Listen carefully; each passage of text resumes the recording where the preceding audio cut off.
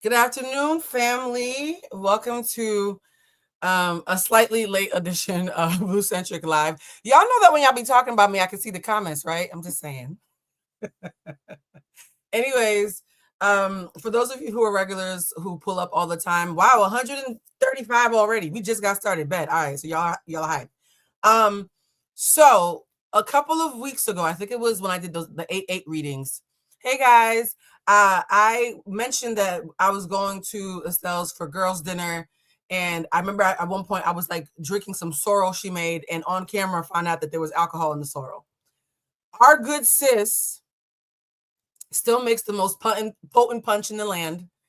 And last night, BK, Bridget Kelly, my good friend who I love, who's about to come on in about 3 seconds. We were all chill in the backyard drinking some punch, and it never occurred to me, Blue, the sorrel punch probably has alcohol in it again. And honey, when I woke up this morning, I was fighting for my life. And so just show me and Bridget some grace, because if you are not Caribbean and you don't know what sorrel punch can do to your systems, just know that it's by the grace of God that I was able to wash myself off quick enough to do the show. Anyway, today we're going to do a very special Hot Topics episode. I'm so excited. My very, very good friend, Bridget motherfucking Kelly, who I also do a show with on Patreon. So if you're not subscribed, everything is fine. Patreon. I'll make sure that Bridget and I put the link in the description box. So you can follow us over there.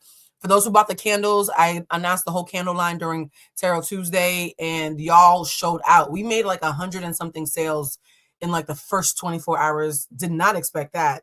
Anyways, guys, without further ado, we're about to start the live. This is about to be a good old Kiki with my good Judy. Please welcome singer, songwriter, producer, entertainer extraordinaire, vocal coach, because I feel like whenever she talks to me, I have to make sure that I sound as sultry so we match each other's timbre.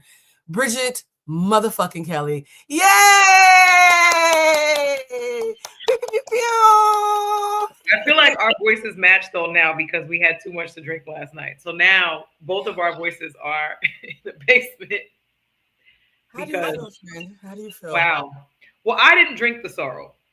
Oh, you just what? You gonna throw me under the bus? You just got here. No solidarity.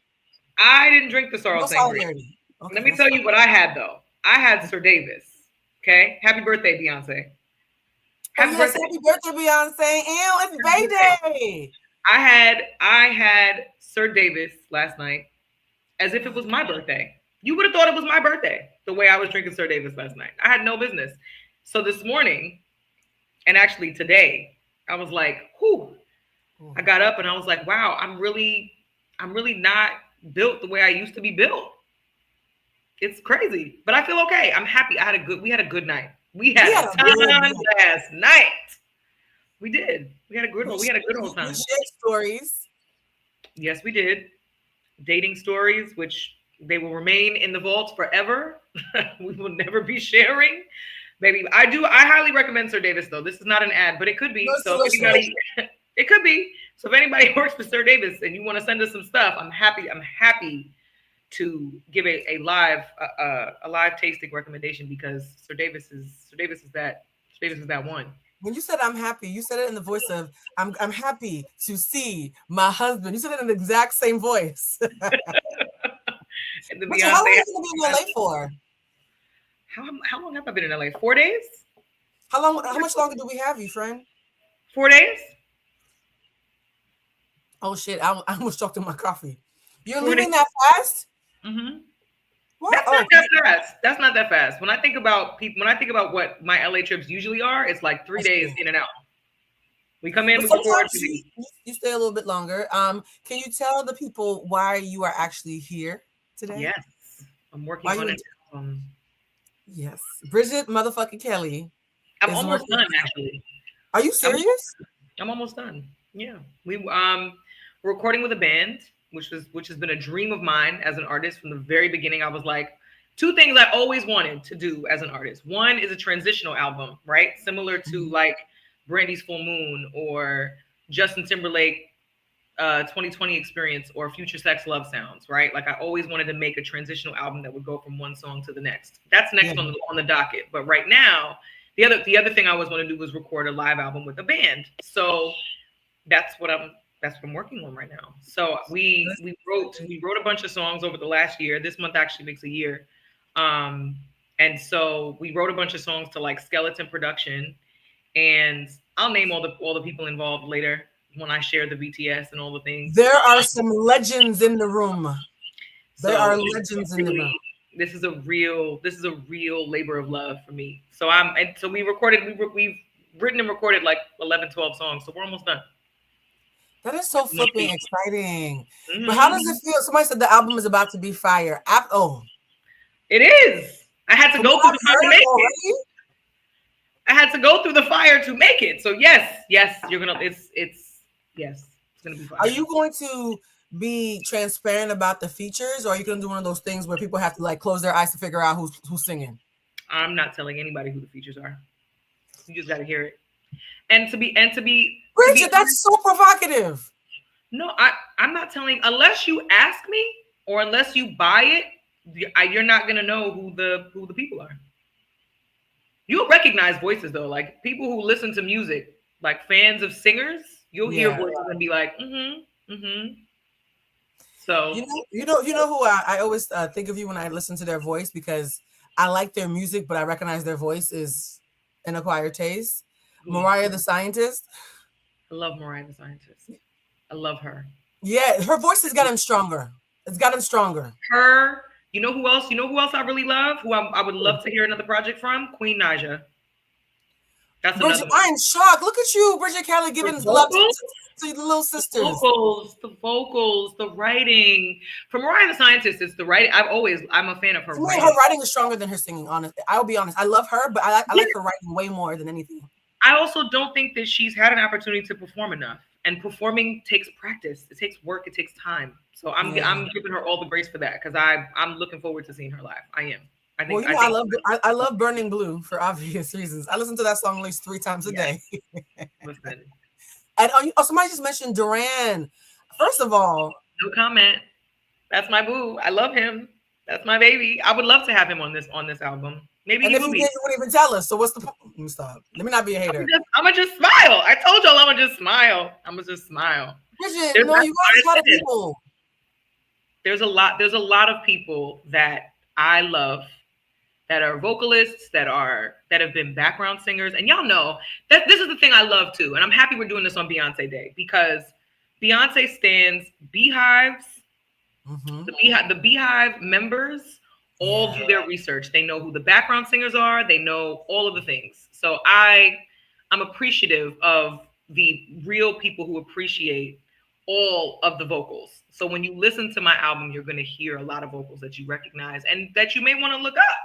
Yeah. And it's going to be great. I hope that there's some people in there maybe you haven't heard of that you're like, oh shit, who's this? I'm hoping. I'm really hoping. Somebody said, OMG, you kept talking about Bridget Kelly, how much you love your friend, and I didn't realize it was the Bridget Kelly. I love you. Oh, thank you. I appreciate that. Yeah, blue is that's my heart. I need you guys to understand why I put this up. This is me being a little shady. When we're out, people will look at Bridget and squint and fight for their lives. And then I'll have to be like, you're not going to tell them who you like. I'm like, hey, I'm Bridget. And Blue has to stop and be like, Bridget Kelly. And I'm like, well, we didn't get there. We didn't need to just throw that out. We could have just left it where it was. It's not part of your name. It is, but you know, okay. I like to be Bridget. And Bridget, they're always fighting for, they're like, no, because she would tell me if it was her, but she's just smiling at me. And you will sit there and make them sweat, and I have to intervene. No, well, listen, because there's people that, here's what I will say gets on my nerves, right? Is when someone looks at me and goes, I know you from somewhere. And I have to, my thing is, right? There's only a small handful of high yellow girls with green hair, right? So you think you know me from somewhere, it's probably the person you think it is, right? Like, yeah, that's true. So it's kind of like, we don't have to play dumb. I won't play dumb if you won't play dumb. But if you tell me you think you know me from somewhere, I'm going to look at you and be like, oh, were you at the Harry Potter convention? Did I see you at Comic-Con? Has anybody ever been like, ooh, light skin, something Kelly, Tori Kelly? Has anybody ever pulled one of those, like Cheryl Lee Ralph from Abbott Elementary, where the names get mixed up? Yes, when people still sometimes will see me and yell Brooke in the street. You and Brooke Valentine know no shit alike. We don't, but they confuse our names because we were Brooke and Bridget. So we're both BR names. That makes sense. So people wouldn't necessarily they'd be like, "Oh, that's Brooke." And I'd be like, "No, Brooke No, has it's Bridget. Brooke has better eyebrows. Brooke has There's a better birthday eyebrows. twin in here. Oh, you have a birthday twin in here. I love Yes, that. twin, Aries. Somebody said Tori Kelly is wild. You'd be surprised the thing. And I love Tori Kelly. Don't get me wrong, but I'm like, we don't look anything alike. Nothing. She's beautiful. She's got beautiful curly blonde locks. She's beautiful. Would you ever think about going back to blonde, my love? It's crossed my mind. I'm trying to get. You know what's funny? I thought this year was going to be the year I said goodbye to green, and it still might be. And I said it to my mother. My mother was like, "Why? Really?" I was shocked. That. My mother does not. My mom is the toughest critic. Like when I first went with green hair, she was like, "This is what that's what you want to do? Are you sure?" I was like, "Yeah, girl, I'm sure. What are you trying to say?" But now that I'm in the space where like my hair has been green a long time, I feel like I'm ready to enter a new chapter, to usher in a new chapter, really, of my life, of my career, all the things. I feel like it's time for a change, but I haven't decided if and when I'm going to do it. So we'll see. I think you having green hair is such a big part of you. Even look at this. I knew you were coming this week. On Monday, I changed all the colors to green. It was like instinctive. I don't even know how to change it back. You know, I be pushing the buttons like auntie. I was like, girl, what's going to happen when Bridget leaves and everything is still just green? I mean, green ushers in abundance. It's new growth. It's new opportunities. It's new directions. It's It's health. It's health. It's wealth. Yeah. Fertility. When people make fertility candles, they're green as well. Fix your face, Bridget. I will say this. I just realized my favorite color now currently is teal. And I realized teal is blue plus green. Oh, we're teal. We're friends. You know what, though? I have to say this because I'm a rom-com nerd. For anybody, has anybody seen The Wedding Planner?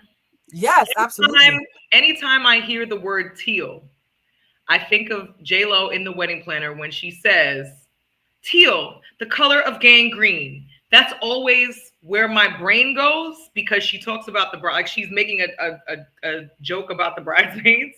Why would you fuck this up? We're having a moment. Teal, the color of gangrene. It's like this is where your ADHD fucks it up. We were having a moment with heart hands, and you somehow found a way to say gangrene. Yeah, Bridget, really? Sorry.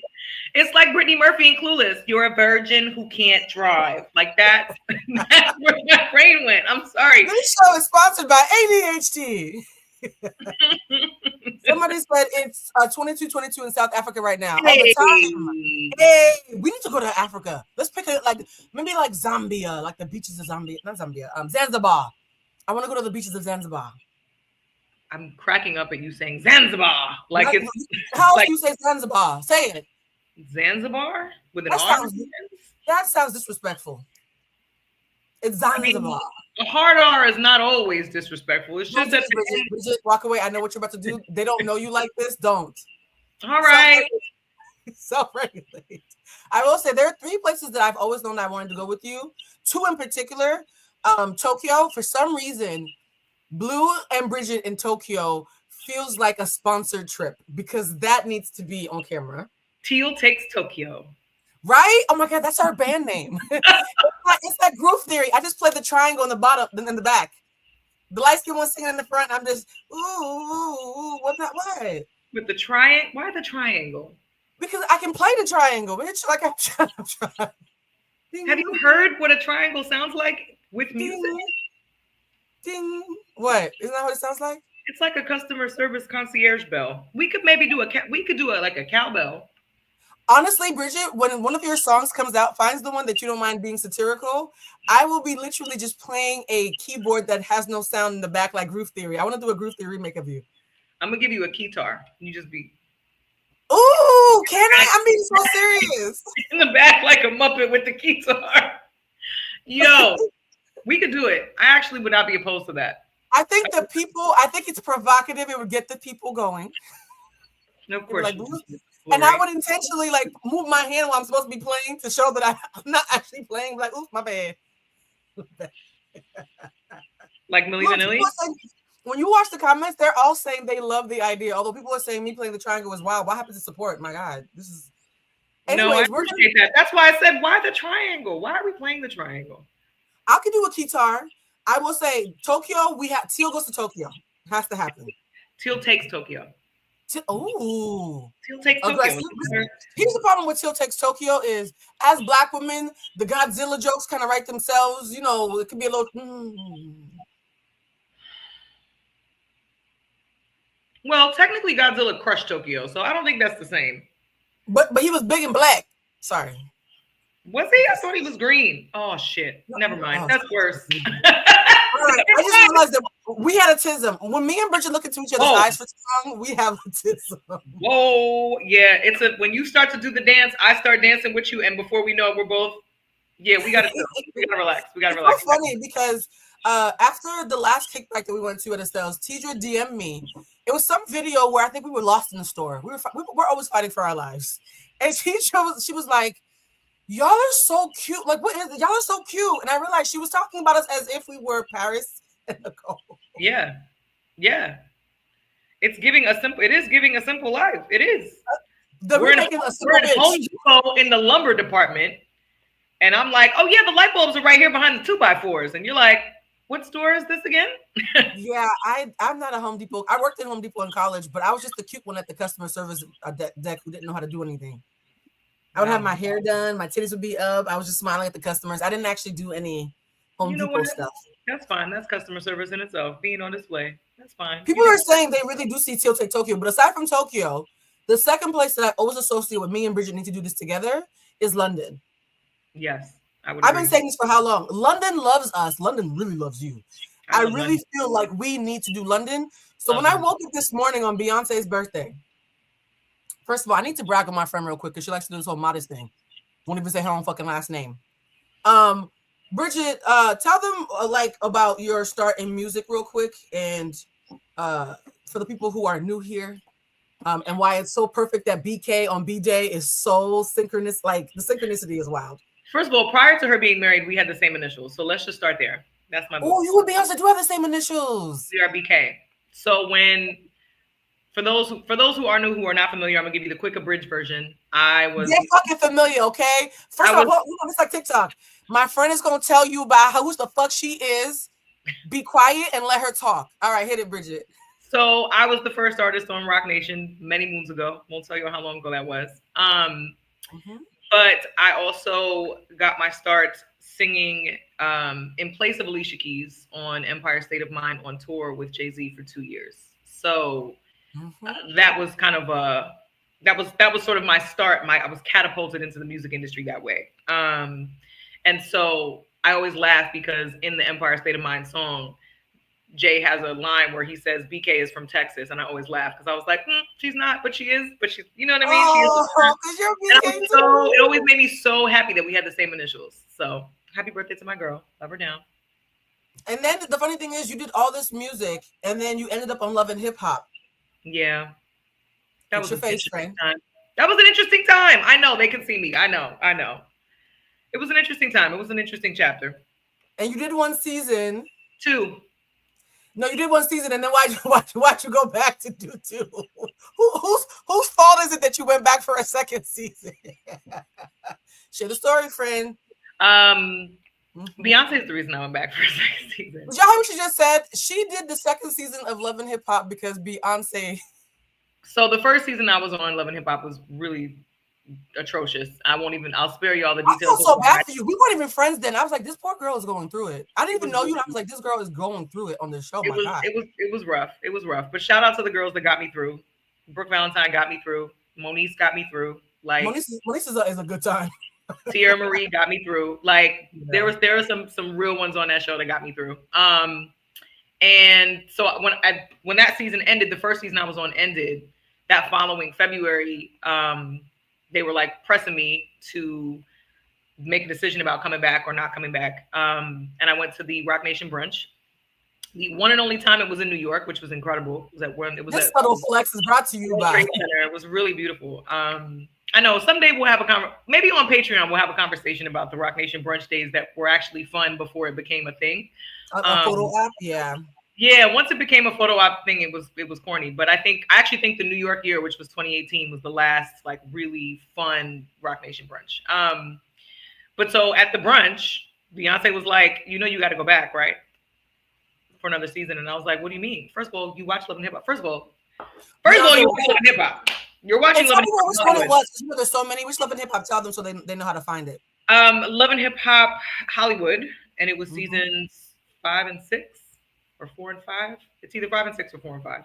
I think it's 5 and 6. But yeah, so she was like, they played in your face, and you need a redemptive arc. So you need to go back and you need to make them folk. Now that you played the game, I was like, I was embarrassed because I was like, we did all this filming and half the stuff we filmed didn't air, and then they played me and they made it look like I was a hoe and I never slept with him and it was never that and all these different things. And she's like, girl, nobody cares. Just go on there and just play your music. Make them focus on the stuff that you want them to focus on, because you already now you have leverage. Okay, let production produce. He's right. That's actually really good advice. That's actually really good advice. And I was like, oh, okay, I'll go back. Still not over the fact that you watch, but I'm gonna go back. Because now I feel like I have to go back because now I know you're watching. Beyonce watches everything. I low-key want to make you proud, so I'm gonna go back. So I went back, and it was great. And actually, that season was a good time. The Hollywood cast had never taken a trip. The first trip we ever took with the Love and Hip Hop Hollywood franchise was to London because I had shows in London. I released an album and I had shows, so they took a big cast to London to film. Oh my God! I saw a clip recently. I don't know why. Probably because the phone be listening. And so randomly, I saw a clip of you in London promoting an album, and Brooke and some other girl came and busted through your PR interview. Yeah, and I was like, it was great though. It was so great because the interviewers were so hyped about it. They didn't know what was going on. You look blown, friend. I know that face. I've seen you make that face in real life. I was like, oh no, Bridget looks like she wants to fight. But then I was able to shift that frustration because they were asking disrespectful questions about Tierra. Okay. And so and it upset her, so she ended up like getting really upset and leaving the interview. And I was like, yeah, I'm good on y'all with this interview. Y'all came in, stormed the interview, ruined it. Tierra and Brooke came in and ruined it. And then the bloggers that were there were asking questions that were really intrusive and really upsetting to Tierra. So it ended up taking a left turn. This is why bloggers have such a questionable relationship with the media, because it's like they want to be independent, and I think it's so amazing. But those of us who work in digital media, like at actual publications and stuff, there's a level of integrity that we're held to that a lot of the bloggers are like, well, fuck it, because I'm doing this out of my kitchen. I don't care if I ask a froggy question, nobody can fire me. And so that era made me nervous around that's why when people call me a blogger, I'm like, no, I was a senior writer at a national publication for a long time. It's not a slight to bloggers, it's a slight to the lackadaisical way that they approach things. Yes. Were you and Jason ever on a season together? No. I just realized that you both were on Love and Hip Hop. Yeah, we weren't on at the same time. Why does my brain never make peace with the fact that two of my friends were? Probably because neither one of you smiles when you talk about it. It was a dark time. Yeah. All around it was a dark time, which is why I have such grace for the kids on Love Island. I have grace for you do have grace, child, because I be getting upset. I do have grace. I have grace for them because it's hard to be yourself in a space where people are waiting for you to mess up. They're waiting for you to make a misstep. They're waiting for you to become unlikable. They're actually looking for you to become unlikable, because if they like somebody enough, they need to dislike somebody just the same. So if you are not purposely pursuing the people-pleasing position to be liked, then you'll likely end up the villain. So I feel for them. There's a lot of villains, and it's crazy that we're talking about this because, oh my God, somebody just said that I also know Jesse, who was on Love and Hip Hop Miami. Has everybody known been on Love and Hip Hop? Wow, you love an unscripted. No, an unscripted I group. don't. wait. Oh my God. Why is this just hitting me that the three of you have all been on Love and Hip Hop? Yeah. See, this is what LA is the kind of place where you'll love somebody and forget what they've done, and then somebody Googles them like, oh shit, my friend was on that. Yep. That is wild. When I look at you, I did not think of Love and Hip Hop. I think Bridget, yay! Sorry. By the way, they're making fun of me in the comments. They're saying I'm acting like a golden retriever because you're here, so I need to be a journalist. Sorry, I need to be serious. Sorry, you're not sorry to be a journalist. You're my friend. You're my guest. So, Bridget. Oh. Really? You're not gonna let me do this? Bitch, let me be professional. I am. Go. Sorry. I'm supposed to be a professional. Somebody said Blue's mind is blown. I am, because why the fuck are y'all telling me what my friends did? Like, that's actually really fucking weird. So Beyonce and London. This is the segue, right? I woke up this morning to them announcing, and I want to read what they said because I want to make sure it's right, journalistic integrity. Beyonce and Jay-Z are reportedly purchasing a 58-acre estate in the Cotswolds of the UK with plans to build a new country home. Now, I'm like, oh, that's great. They're buying property. Until social media had a bit of a meltdown. I want you to watch this video because this is only about 2 minutes long. And Bridget, they can see you. So if you make faces. By the way, is it ever weird when people talking about folks that you actually know and have been on tour with and have know as people? Because for me, when they talk about y'all, like my friends who are in the industry, yeah. I do the Arthur fist. Like, that's a real person. Watch your mouth. Like, you know how protective I can be. Yeah. I mean, I'm media trained, so I know what I can share and what I can't. But do you ever feel protective a little bit? Like, why are y'all talking like this is not still a person? I used to. Yeah. I'm not as invested anymore. That's fair. But also because the relationship has changed. I think if I was still in close proximity to them, that I might feel inclined to do that. But I think because obviously the relationship dynamic is different. It's not like I'm not hanging out with them at this point. You know what I mean? Like I don't know what's going on in their lives outside of what's posted on the internet. So I don't really feel the need they don't need my protection. I can't, you know what I mean? Like they don't need my defense. And that's Bridget's way of saying, do not hit her up to get Beyonce's number. Because you know how niggas are.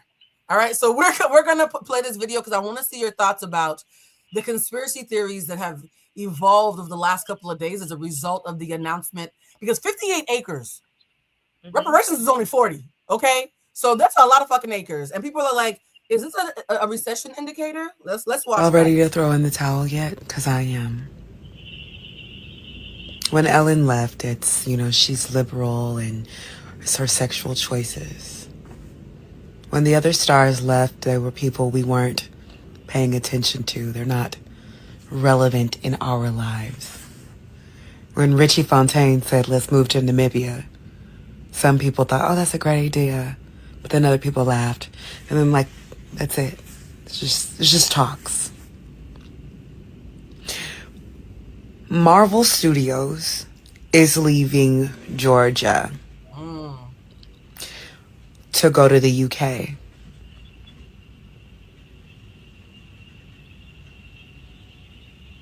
Which means that the other film studios will also leave.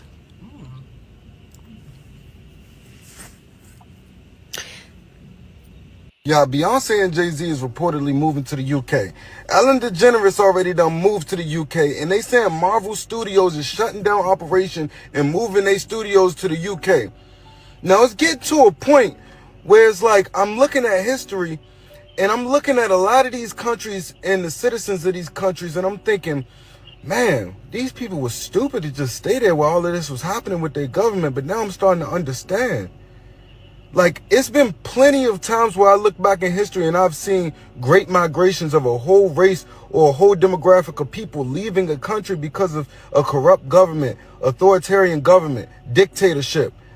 It's a lot of people that come to America that we see and we meet them because you ask them why did they leave their country and they say, oh, it was just too corrupt, I couldn't survive there. And I think we're coming to a crossroads where we have to decide, are we smarter? So that's the question, right? Do we think that what's happening with Ellen DeGeneres, Beyonce, Marvel, that's big. What do we think? Do we think this is smoke before fire, that there might be a migration that might start happening because of what's happening with the administration? Or do you think everybody's just paranoid because they're scared? I don't think people like Ellen and the Carters and Marvel Studios have an amount of money that should make them scared. I think they're okay. Should we be scared that they're leaving? No, I don't. Okay. We should. I don't think what wealthy people do is people in the 1% do is an indicator of anything for the rest of us. I don't. To be honest. I think they make decisions for their own interests. I would go as far as to say, I would start to question when the maybe one millionaires or a couple millionaires That's true. start to leave, because then it starts to feel like you still dip your toe in upper middle class. Like, you're rich, you're not wealthy, but you're rich enough to. Do you know what I mean? And so if those people start to panic, then I feel like, all right, cool. What are we missing, right? Yeah. What are we missing? Because that's not an obscene amount of money. I think billions of dollars is just an obscene amount of money for anybody to have. So that to me is like, all right, cool. Whatever the billionaires are doing, that's got no effect on me, because they could lose half their fortune and we still would not be having the same financial conversation. So I don't. That's a great point, and it's the same conversation that happened when Gail and them went to the moon, or not the moon, to outer space for 12 minutes. They were like, well, is Jeff Bezos trying to figure out what's up there because Earth is ghetto and he wants to leave? Like, I think we're all so scared that whenever we see rich people like doing any kind of mass exodus to do anything, we're like, is there an exit? What's happening? Well, you also got to consider that show Paradise with Sterling K. Brown that came out this year, right? Right. About the government, the federal government, keeping the secret that there was impending doom, right? There was a comet or an asteroid coming, or some kind of nuclear catastrophe that was going to destroy Earth, and they built an entire, economy underground for a select amount of people. Watching something like that seems plausible to me. Oh, it's very plausible. I don't think that's a conspiracy theory. I think people are already having conversations about luxurious bunkers if anything happens. I already think that's happening. And listen, if Jeff Bezos is trying to go to space, child, I watch every sci-fi show. I'm watching Invasion on Apple. I'm watching Foundation on Apple. I'm watching Alien Earth on Hulu. If y'all are watching, it's a great show. I love all sci-fi, fantasy, everything. So space exploration is, to me, the pinnacle of F around and find out. Yeah. So in my mind, it's like, if you want to go up there and you want to explore and you got the money to do so, by all means. It's like the guy that had the submarine and took all those wealthy people on the submarine. That's actually really scary. Yeah, the submarine. If you watch that documentary, that the hull of that submarine was never stable enough. But he had so much money, he didn't care. He's like, well, we're just gonna do it. Yeah. So it's like, okay, if y'all wanna spend your own money to go, okay. Somebody said, isn't that Mark Zuckerberg, who's been building an underground bunker for the past 2 years? He I'm telling you, like, there might be a little something, friend. There might be a little something in the air. There might be, but you know what the other thing is that I realize about people that are wealthy like that? They got a lot of staff. They got a lot of staff, and they got a lot of people close to them. And if everybody's not going, then somebody's gonna snitch. So there's that. Somebody said Cat Williams told us what's about. He did. He sure did. Cat Williams warned us about a lot of things. He warned Shannon Sharp to Shannon's face. And Shannon didn't listen. I'm just letting you know that it's a weird time. It does feel a little dystopian. Like, now when I watch those dystopian Netflix movies that I used to love, I'm like, well, it's too early. It's too soon. It's too soon after the pandemic, right? And I would say this too, is that, like, if you had to pick a place, I've already announced it on this show that if I leave, I'm going to Toronto because it's cosmopolitan, like a major city in America. I don't have to worry about the language. The fact that I'm Haitian means I already speak a little bit of French, but it's mostly English. It's very close to the East Coast where our families live. It's not that far from London either. Like, it's just, Toronto feels like the closest I can be to America without being in America and my family. What would your place be if you had to leave? I already know what your answer is. Just say it. I already know. That's what my answer is. We all know your answer. What is it? I'll be in Jamaica. If y'all want to find me, area code 876 me. I got nothing else for y'all. That's where I'll be. Bridget would be in Jamaica. Oh, for those who loved my 5.5 hour story time that y'all sat for, that was Bridget's wedding. That part of the story time that y'all said was y'all favorite. They loved everything about your wedding story. My wedding was one for the books. How does it feel having a wedding where everybody had a honeymoon? Yo. Oh, man. Oh, I wasn't the only one at that wedding. The wedding, my wedding attracted people to Jamaica at a resort for 3 or 4 days. What did you think? My wedding felt like the Hideaway. My wedding felt like Casa Amor. Like your wedding was Casa Amor. Oh my God, your wedding was Casa fucking Amor. My wedding was Casa Amor. And here I showed up all vulnerable. I mean, listen, you had a time. That was the point. That was the whole point. That was what we wanted it to be for our loved ones, was to have that kind of a time. Because we had a time for sure. So I'm glad that y'all did too, because that was. Are y'all doing like a I don't know? We'll do a 5-year. People do 10. We're gonna do a 5-year. By that, I won't need you at that point. Like y'all not gonna do. Yo. I was asking for myself. Right? I want to see who else you invite to the island. Well, give me a couple years to make new friends. Shit, let me try. Look. We need a couple years to make new friends because some people left there and got coupled up with other people and so your wedding. I always said this: you and Estelle are the best wingmen I've ever seen in my life.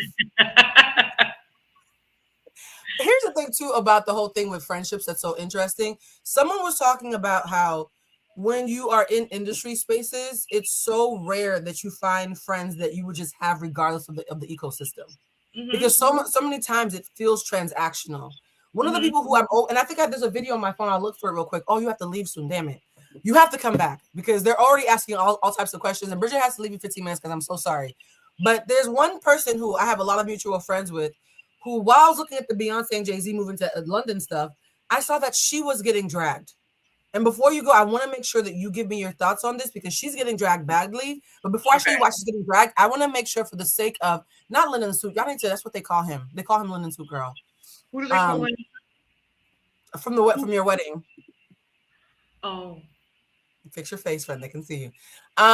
So when I was watching this, I was like, I want to hear Bridget's thoughts before we talk about why Tabitha is getting dragged, because at first I didn't understand why she was getting dragged. So for those who haven't seen it, Tabitha Brown is once again getting dragged. She already got dragged for the Target comments in January. Now September, another day, another drag. I don't know why the tide is turning on her so much, but let's watch this real quick. Hello there. Real quick. That this is not to discourage you, because I want us to be clear about that first. Okay? You gotta been in this place for a long time. Okay? Now listen, you got good ideas. Baby, you got good ideas. Your execution is not as good. Okay? Your follow through, not as good. The ideas though are great. Entrepreneurship is not for everybody, and that doesn't mean it's not for you, but right now, these last few months, few years, you know what I'm talking about, baby. It ain't been working for you. Okay? And you're doing a lot of robbing Peter to pay Paul. Okay? You done got yourself in some mess, and it's time for you to get a job. Ooh. You hear me? You just gonna need to get a job. Wait a minute. So the thing she said was, it's time to get a job, right? Yeah. Now I was like, okay, that's an intro. It's a video. I didn't see a problem until the reaction started pouring in, and Bridget, people were mad. Stop supporting these celebrities. I'm sick of it. I am fucking sick of it. This is not the time for these celebrities to be coming out talking their shit about hardworking people that support them. The reason why these motherfuckers can even sit on this fucking pedestal that they're on is because of Black people, specifically Black women, spending their money on their products, their shows, so watching their bullshit online. Like, the audacity. And I've fucking had it, okay? The shit that Black people, specifically Black women right now in this fucking country are going through right now, save it. Because why the fuck are you even talking about something you don't know shit about? And then you're talking down on your supporters. I'm so fucking sick of these people. And then people are spending their last to support these people. Stop supporting these people. Let them suffer. Let them fall flat on their fucking asses. And I hope Tabitha's stupid ass goes bankrupt. Oh.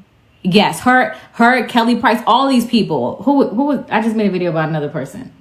Funky Donnie, but anybody that is saying anything negatively about their core supporters. The economy is fucking bad, but yet these people, your supporters, are still scraping together their pennies to support y'all. And this is what y'all do? Y'all get on the fucking internet and say asinine shit out of y'all motherfucking mouths? No. And you know what? At some point, you supporters, you fans, accountability needs to be had with y'all too. Stop supporting these people that do not deserve your support. And that's all I'm going to say about this shit, because it's pissing me off. Because a lot of people really don't understand what the fuck is about to happen with this economy. Because a lot of people are oblivious. Everybody is going to feel it if they already haven't started feeling this shit already. Pissing me the fuck off. It's interesting to me because I feel like Tabitha Brown was being hyper specific to the point where I felt like she was probably talking to a relative in that video. And then a whole bunch of people was like, is she talking about me? It's like, no, bitch, she wasn't. And I hate when you guys accuse people of being tone deaf when it's like, girl, they have an earbud in and they're clearly on the phone. They weren't talking to you. They weren't tone deaf. They weren't even speaking in your direction. You just misheard them. Or when y'all accuse people of not reading the room, and it's like, well, bitch, they weren't even in the same room as you. Matter of fact, they weren't even in the same building as you. You had to drag their ass and bring them over here because you couldn't comprehend what the fuck they were saying. One thing I do not understand with this situation with Tabitha Brown and her saying, if y'all listen to what she said, because people always want to take out these concepts. What she said was, entrepreneurship is hard, it's difficult, and if you're going to go for entrepreneurship, get a job in the process, create an income. Mind you, she tells her story where she was doing Uber while she was creating content. What is wrong with that? So, Bridget, what are your thoughts about people are the girls are in a tizzy, honey. The girls are in a motherfucking tizzy. People are saying it's her tone. It feels condescending. Bitch, we are the reason why we are your job. Mind your fucking business. They're mentioning the 350,000 Black women in corporate America who've been laid off since June, and how tone deaf it is to say get a job to the very demographic who's lost almost 500,000 jobs. It's a lot. What's your first thought? My first thought is that none of the people that responded that way are entrepreneurs. That's my first thought. That's my first thought. The first girl who seemed very upset. I hope you go bankrupt. She said, Tabitha, I hope you go bankrupt. Yeah, I think she internalized something that was not for her. And a lot of what Tabitha said was important. It did sound, when she said, the people you and the people you owe money to, that felt like she's talking to somebody in her family. that was my takeaway. As soon as she said that, I said, "Oh, this is a sub to somebody." Somebody said Tabitha's too rich to say that. I mean, so you think that she was subbing and then we caught a stray? Is that what you think is happening? That she's subbing and caught a stray? I don't think she said anything. I don't think she said anything wrong. The only thing I will say. Tony's in here. The only thing I think that's tricky is when somebody says entrepreneurship is not for everyone.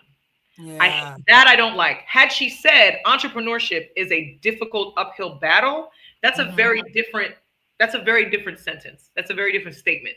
Yeah. Right? Like that to me, saying entrepreneurship is an uphill battle and you're gonna have its peaks and valleys, you're gonna have a hard time. That to me is concern. That's concern. That's compassion. Saying it's not for everybody is divisive, because now it makes it seem like there's qualifications that make it. I like that she pointed out your ideas are great, but your follow through is not as great. That's a lot of entrepreneurs. That's a lot of the tone was condescending, because they're saying there's a tone and a wagging finger that some people who agree with her are still saying they didn't like the tone. What do you think about that nuance of it? About maybe it's not even just what she said, but it was the way that you're rich and looking down on people who are still trying to get where you are. I think that's projection, and I think she's from the South, and I think the way that she communicates, the cadence in which she speaks slowly, she speaks intentionally, she's endearing, she calls everybody baby. To me, I don't see that as the tone being condescending. If you don't like what she's saying, you just don't like what she's saying. Which is okay. I think there are a lot of entrepreneurs and creative people, creatives in particular. I can speak on it from a creative standpoint. Mm-hmm. Most creatives are not good business people. We're not. We're just not inherently. We're not, right? You have to learn how to do it, and it takes a lot of trial and error. There was a clip and I couldn't find it. I was trying to find it before this live, that Giancarlo Esposito is in an interview, and he talks about all of the jobs that he did in between jobs, in between his job. And the point that he was trying to make was that you have to live. Yeah. You have to live so you can dream. At some point in your life as an adult, you got bills, bro. And if you have been at something for months and for years at a time, your quality of life is diminished. If you can't support yourself, your mental health, it's stressful being broke. Being broke is stressful. Your interpersonal relationships suffer. Yeah. If you're a parent, you have an unbelievable amount of stress and pressure on you. Like, I think the point is we have romanticized entrepreneurship so much that people have forgotten that a lot of what we see as content online that looks easy, that looks effortless, that looks like it doesn't take a lot of time, still has to be incredibly strategic and intentional. And it takes a long time to build something that is sustainable. Sustainability is really the hardest thing to gain. And the job market doesn't have it right now for a lot of people based on what we hear. And also creative spaces don't have it either. Nothing is sustainable. So I think people are more upset at the messenger than they are about the message. And I think somebody talk about sustainability, because remember I sent you that chart about how my YouTube had gotten flagged for talking about what's happening overseas. Because, I wanted to talk about something political, and it got me a strike. And it took me a year for my YouTube to be remonetized. Yeah.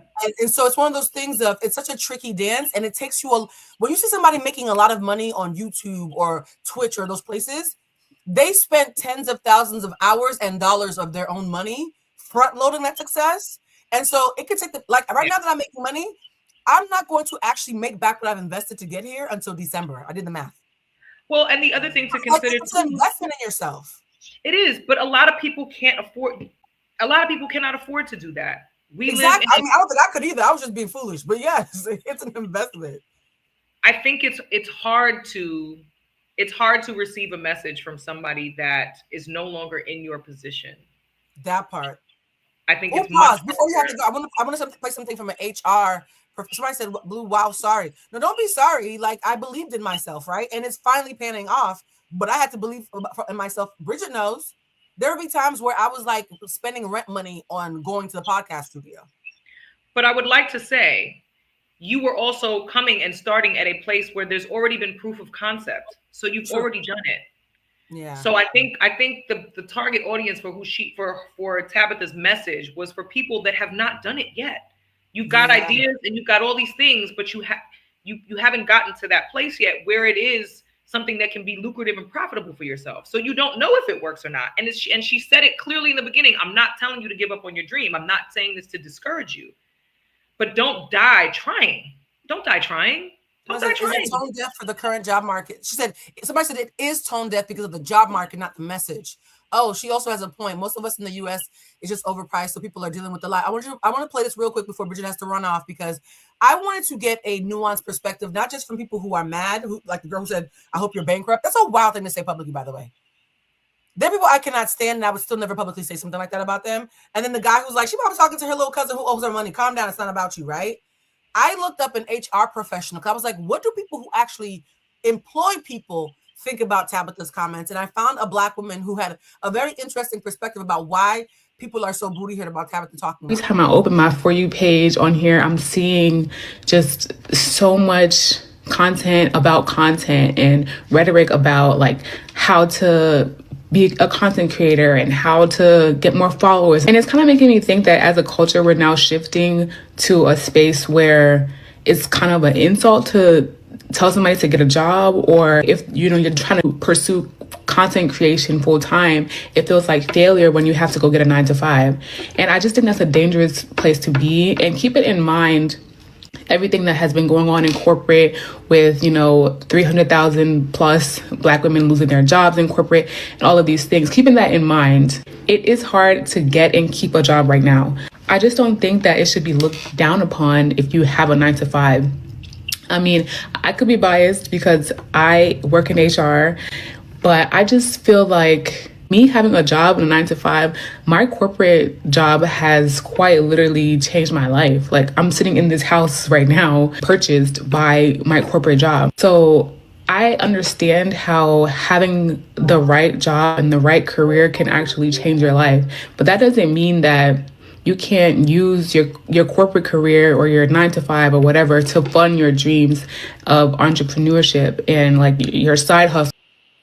So what do you think about that? Her perspective is the reason why people are so mad isn't just Tabitha, is that now having a 9 to 5 is seen as uncool.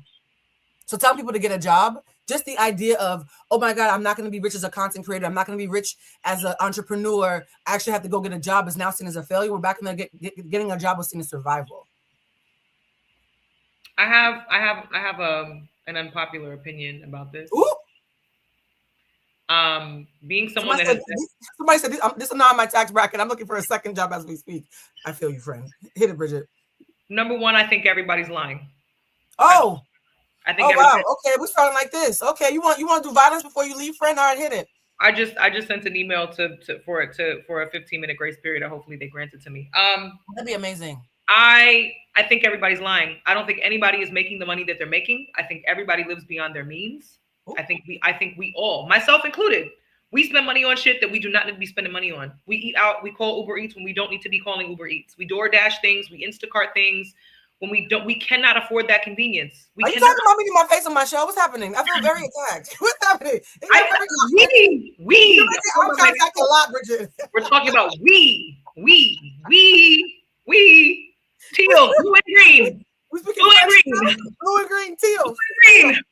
Okay. We spend beyond our means. We do. Yeah. We do. And that is as a collective, as a country, it doesn't matter what job you have, right? Yeah. Content creators, it's part of their job to make it look like they have more money. They don't. Yeah. Most of them do not. And the ones that do, they're still fighting. They're still fighting for their lives in some area where they're fighting to get a nest egg. They're fighting to have savings. They're fighting to. Yeah. Most American people do not have more than $1,000 saved. Most of us do not. Oh. That is just the truth of it. So to me, it is trying to push a divisive narrative. Collective we don't have money saved for emergencies, and $1,000 nowadays doesn't get you very far in a lot of places for if you have a real emergency. So I think we got to be real sensitive and real careful when we start talking about people that have it versus don't have it. Well, she's not in a position to. We don't know what her overhead is. We don't know how many people she supports. Every single person I know who makes high 6 figures supports somebody else. Financially supports somebody else, whether it's children. Somebody's else. Parents. Whether it's children, right? Yeah. Plenty of women that we know, Black and brown women specifically that we know, are taking care of more than one child themselves financially. Let's be honest. That's a huge undertaking. Huge. We're not factoring those things in. So talking about somebody else's money, I'm not counting Tabitha's pockets. I don't know what she makes or what she claims to make. I don't know, but I guarantee she's not just taking care of herself and her kids and her husband. She's probably got a staff that she's paying. She's probably got other people whose salary she's paying. That cousin she made the video about on the DL who probably owes her money from being an entrepreneur. She's like, get a job. And she specified in the comments that she's referring to people that deliberately do not go look for jobs, not the people that are on LinkedIn day in and day out applying. Yeah. She's talking about the people that are like, nah, plan B is to make plan A work. But what's going to happen when your lights get shut off before you even get to plan B? Plan D. Like, what is plan C when you ain't got no gas? Like, so that to me, but I think that's when we have those conversations, I think the hard part about hearing from somebody that's got money is the fact that the tone deafness is always the choice of words, right? Yeah. It's always the choice of words. The messaging itself, not. And everybody, I think most people who have chosen to misinterpret this because they feel like they got something personal against Tab. I don't know why, but there's a lot. I think the term "get a job," while people have been looking for jobs for 18 months now, and they're busting their ass and haven't got one. I think subconsciously some people feel like they're being scolded as if their efforts aren't real. Like, me not having a job doesn't mean I didn't look for one. So the disclaimer, so there should have been a disclaimer that's like, look, I know that the job market is shit right now, and I know that would have changed it. That would have changed everything. If she led with, Yo, I know so many people with multiple degrees, with PhDs, master's degrees, who cannot. And you were caping for Target. So the lady who was caping for Target in January saying get a job when you were low key inspiring people to cross a picket line so you could feed your family. They're like, how dare you? Which is why I say everybody's lying. Because then, as far as I'm concerned, she ain't got it like we think she's got it either. If she's got to cross that line to make sure she eats and her family eats. Bridget is an Aries, guys. For those who are saying Bridget is choosing violence, I am. Because I want to. Because if we're gonna call a spade, let's really do it, right? Like, let's not. We don't have to pussyfoot around this. At the end of the day, money is an uncomfortable conversation for a lot of people. It is. It is an uncomfortable conversation, and most of us have spirits of unworthiness around money. We have problems believing that we deserve what we are working for because we've constantly been underpaid. Mm-hmm. So in those kinds of moments, it's like the grace that we need, we have to be willing to grant other people. And I'm not saying grant Tab grace in this moment. I'm saying we can differentiate the message from the messenger. The message really is do not feel entitled to things because it's hard for everybody out here. Even the people that you think have it like that probably don't have it like that. Unless you if they have it like that, I will say this. Some people are not faking, and Oprah once famously said, it's not what you make, it's what you keep. Bridget will tell you, I got 2 big paychecks in the last 30 days and watched them both disappear within 48 hours of me getting them because of commitments that I had. So if somebody was looking at me, they're like, no, Blue got it. Yes, Blue didn't get to keep it for more than 36 hours, y'all. Right? I got parents, I got bills, I have a mortgage and rent. I got family. So it's like, sometimes even if you're not lying, your responsibilities, the profit margin might be incredibly fucking thin. I think we need to factor that in with human beings. Even if you're not interested in finding a common ground with somebody that makes a lot more money than you, the common ground should really be that people still got bills. Bills are still bills. And they're bigger than usual. A lot of people are caretakers, people that you think really making money, or people that you think don't actually have money. They're financially supporting at least 2 or 3 other people in their family. And every time somebody in here tips, the first thought I think is, oh, I'm one step closer to being able to go see my mom again. Like, y'all think, oh, we're tipping Blue and Bridget and they're gonna go pop bottles. I'm thinking about flights to Boston to check on my parents. We have a Patreon. Blue and I have a Patreon. Yes, please join our Patreon. I'm gonna put the link. That where we have 3 different tiers.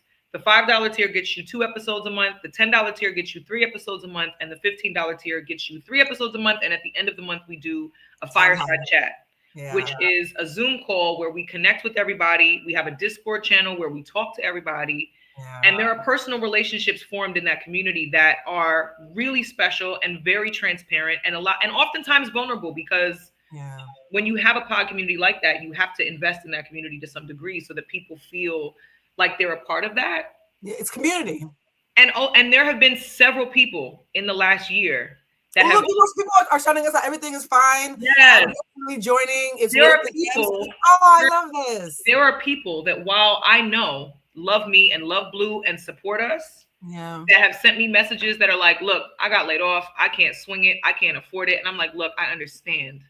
That's the other part, right? When you are in a position where your livelihood is contingent on people's support, you also got to be mindful of where of what's going on with them when they're supporting you. I think that is important. And I think the tone deafness too comes around where it's like, maybe the part about her career path that she's created, she hasn't created the community where she's able to be transparent or vulnerable enough with them to be able to say, hey, y'all, I know y'all love me, but if y'all ain't got it, y'all ain't got it.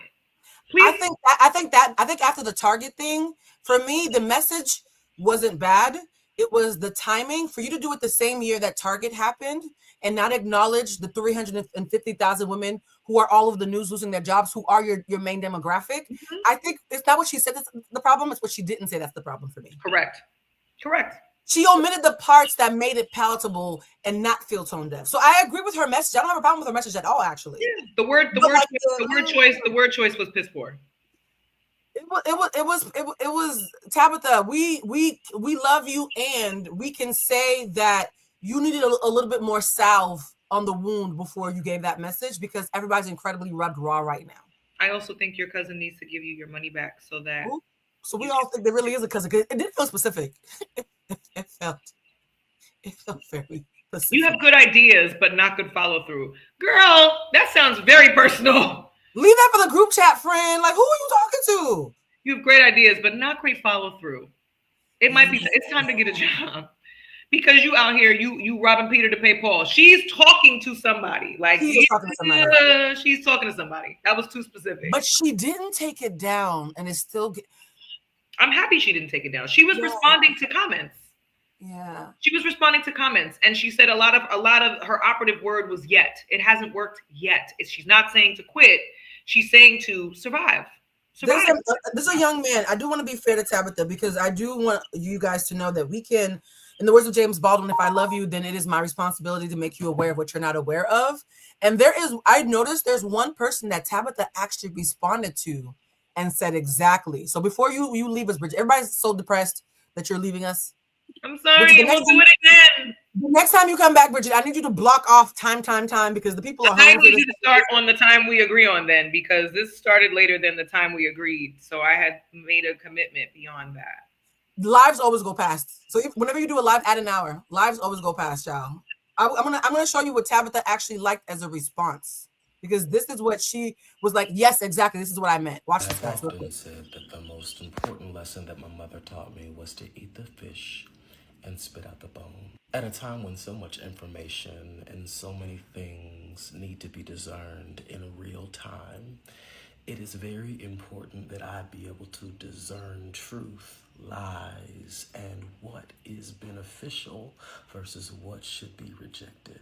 This principle guides me in all of my decision making because I'm able to intake information, process what makes sense for me in my life. So that's what's out of all the comments, this is the one that Tabitha chose to respond. Like, eat the fish and spit out the bone. The part that works for you, take that in, and the part that doesn't work for you doesn't work for you. Spit it out. And her response was exactly. I think we've lost critical thinking skills. So if they could be recovered, then that would be great. If people could grow discernment in their backyard, then we'd be very different. We'd be very, very, very different. Bridget, do you know how to verbally say the Patreon? Because I'm seeing dozens of comments, people who are now committed to joining our Patreon and making sure. And guys, the Patreon conversations, there's certain things that I cannot say here that we talk about on Patreon. Patreon knew about Icky 2 years ago. Y'all just found out about Icky 6 weeks ago, right? Patreon be getting the tea as it's happening because it's almost like group therapy. Bridget, shout out the Patreon link real quick for everybody. So it is patreon.com/everythingisfine_. All 3 words. Nothing. New episodes every Wednesday. It's not a contraction. It's everythingisfine_. Patreon.com/everythingisfine_. We'll make sure, Blue, make sure you post the link. No, I'm definitely making sure that everybody has the link in the description so they can click it. Oh yeah, because yesterday's episode was great. We talked a little bit about Love Island. We talked about the Jussie Smollett doc, which I need to take this call and then I may hop back on if you're still. Yes, hop back on if we're still going. But I need to, I'm gonna hop off and take this call, and then if you were still going, then I will hop back on. You guys, we finally converted her. I've been harassing her. Not harassing because we're British now. I've been harassing her for weeks to come on the show. And we got like 8 more things left on the itinerary. So if you want to come back, friend, I'm just saying. Why can't the UK have global warming the way New York and Los Angeles have global warming, so that the summers and everything is 80 degrees? Let me explain to you, friend. The way that I'm manifesting our abundance, and you know I've been on your ass about this all summer, we don't have to live in one place at all, regardless. There's seasons. That is true. I don't, we can because the seasons of life have been so drastic. There's a part of me now that is like, I don't want actual seasons. I don't want global seasons. I don't want climate seasons. Life seasons are hard enough. I want to unsubscribe. I want Jesus to take me out of the Strongest Warriors group chat. I want to take me out. Jesus made you a moderator in the Strongest Warriors group chat. Shout out to Flo for putting up the Patreon link. Y'all are really day ones. And Bridget, I'm going to let you go now so you can come back faster. How long are you going to be gone? Probably 15, 20 minutes. It's a quick consultation call. Oh, we'll still be talking, child. Okay. All right, leave and come back. Love you, friend. I love you, I love you so much. I love you so much. Okay, sorry. I'm being a golden retriever. Hey, guys. Bridget will be back in 15 minutes, whatever. I will say this, too. The reason why I love my friends so much, because I see y'all make fun of me. Oh, Flo, you said you posted links in the comments. I appreciate that. The reason why I love my friends so much is because one of the beautiful things about being autistic, I feel like we don't talk about this enough. When you are neurodivergent, you quite literally can't stomach fakeness because your brain always spits it out as bad data. So the fact that I know that I'm not the kind of person who can have fake friendships. I'm not the kind of person who can have just insincere unions, and intimacy is, I go straight for intimacy. If I go on a first date, it sounds like I'm on a fifth date. In fact, when Icky and I went on our first date, he even said to me, he was like, Blue, you know, we just met today. Like, why is this conversation already so intimate? I love intimacy and sincerity. And if I feel something is fake, I compulsively, my brain starts screaming fake, fake, fake, fake, fake, right?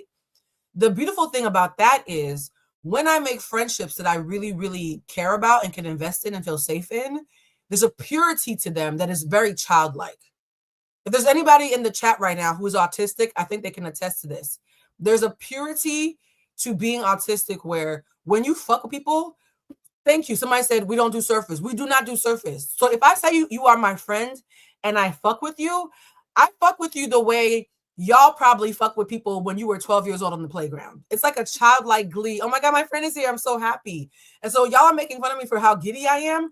I'm very giddy around anybody that I call friends. I can't fake it. If Bridget wasn't my real friend, that conversation would not have looked like that. You wouldn't be able to see all my teeth like that, right? And so I need you to know part of why I always talk about my diagnosis on here is, number one, there are some of you who are not diagnosed and are going to be like, every time Blue talks about the autism child, it feels a little bit on the nose. Should I call the lady? Yes, call the lady and see if you can find the resources to get diagnosed, guys. I highly recommend it. I did not get diagnosed until I was 40. Right. So this is I just recently it's only been a very little bit of time in my life that I've been diagnosed, and everything that happened before I turned 40, I look back and realize how much I was unable to have context. And because I didn't have context, I didn't know how to process the disparity between what I was experiencing versus what everybody else was seeing. And so, yes, when you, and mind you, me and Bridget are both neurodivergent. And let's have a quick moment about neurodivergence. Autism is not the only form of neurodivergence, guys. Neurodivergence just means your brain is wired differently. So, and please, if you're taking notes, you guys know I always love doing free games. Somebody in here said, yes, I'm 52, and people still say that's part of the childlike. Yes, if you are a grown person, right? If you are a grown person, somebody said 40 weird. Yes, child. No. Mother is tired. I can't believe I hit 40 my damn self. So you're not the only one who's surprised about this. So when you are a grown person and you still have a childlike zeal to life, that's one of the things that's like, neurotypicals would have been bitter by now. And so because neurodivergence just means your brain is wired differently, there are two forms of neurodivergence. I just bought y'all some time to get pen and paper. I wasn't kidding. Being autistic means I'm being literal, okay? So the kind of neurodivergence you can have is the kind that you're born with. So I am very clear that I was born with an anxiety disorder. It runs in my family.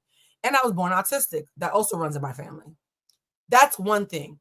I was also gifted. You guys might find this crazy, but all those kids who went to the young and gifted programs and who were AP algebra and AP English and were in special programs because they were always bored in class because they learned too fast, that is considered neurodivergence. It is unnatural, but it's not unnatural. This is very natural for me. It's atypical, right? It is not typical for your brain to function at above 130, 140 IQ. That's actually not normal. So whether you're really, really fucking smart but can't read the room or whatever, some of us are born with neurodivergence. However, guys, there's also another form of neurodivergence, which is acquired. Trauma also makes you neurodivergent.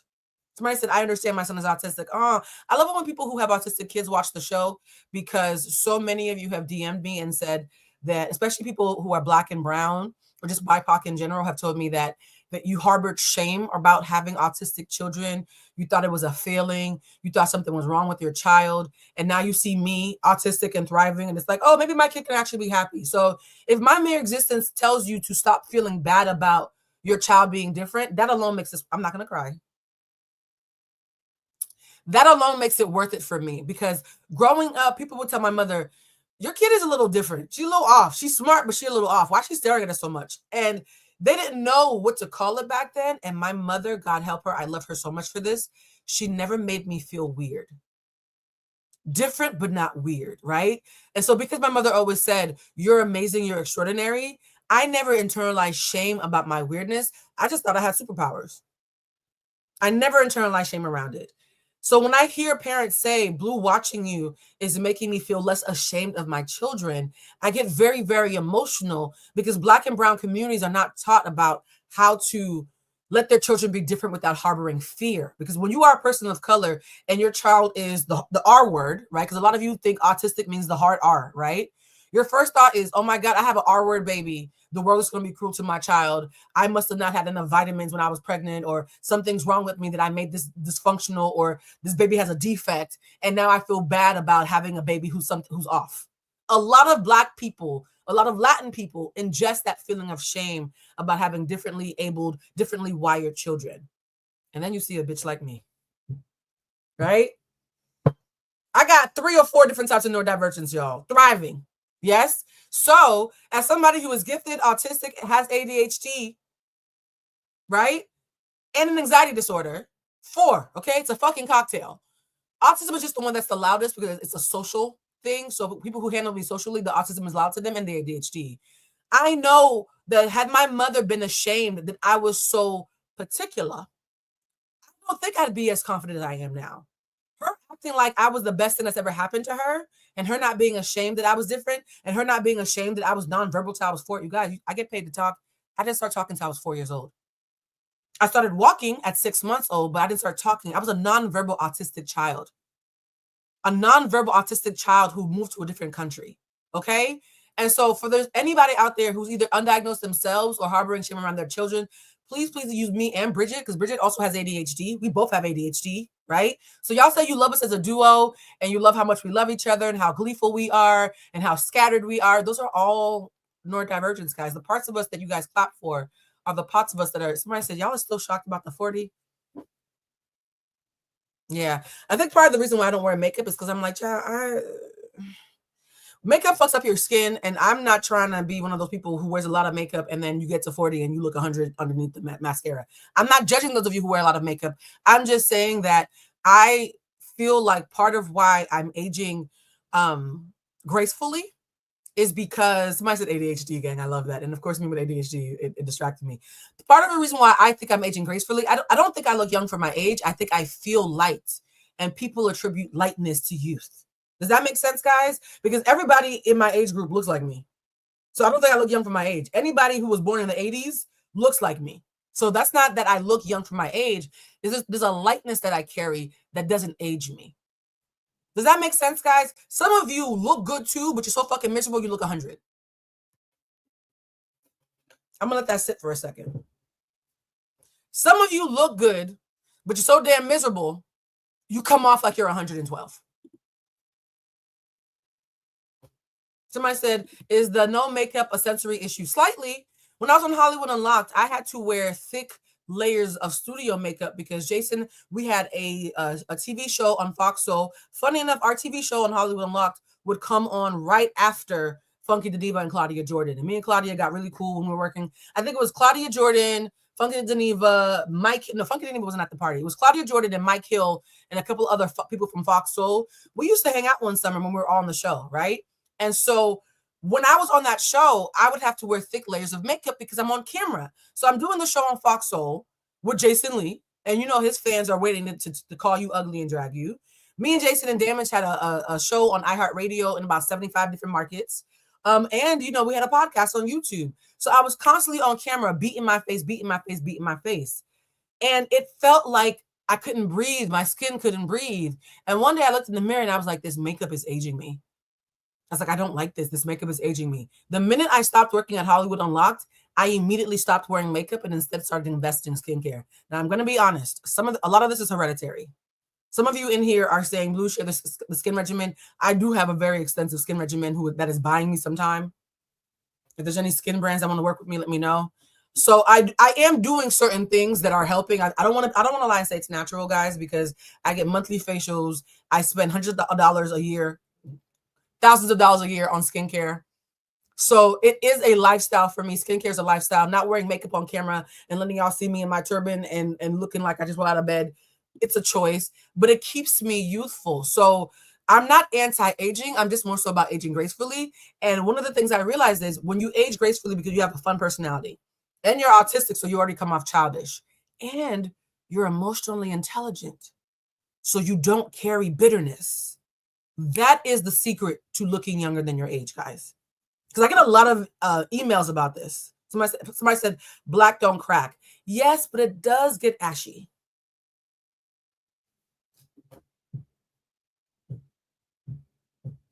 Black don't crack, but it does fold a little bit. It does get a little ashy, and it does get a little dull.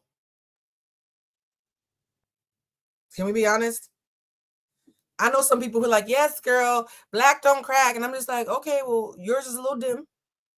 You might want to turn the volume up on the brightness, right? Somebody said minding your business. Yes, minding your business also takes away age. One of my favorite things is when I'm having lunch with a friend and she's telling me tea about some big drama and I had no idea any of it was going on. I love being out of the loop on bullshit that ain't got nothing to do with me.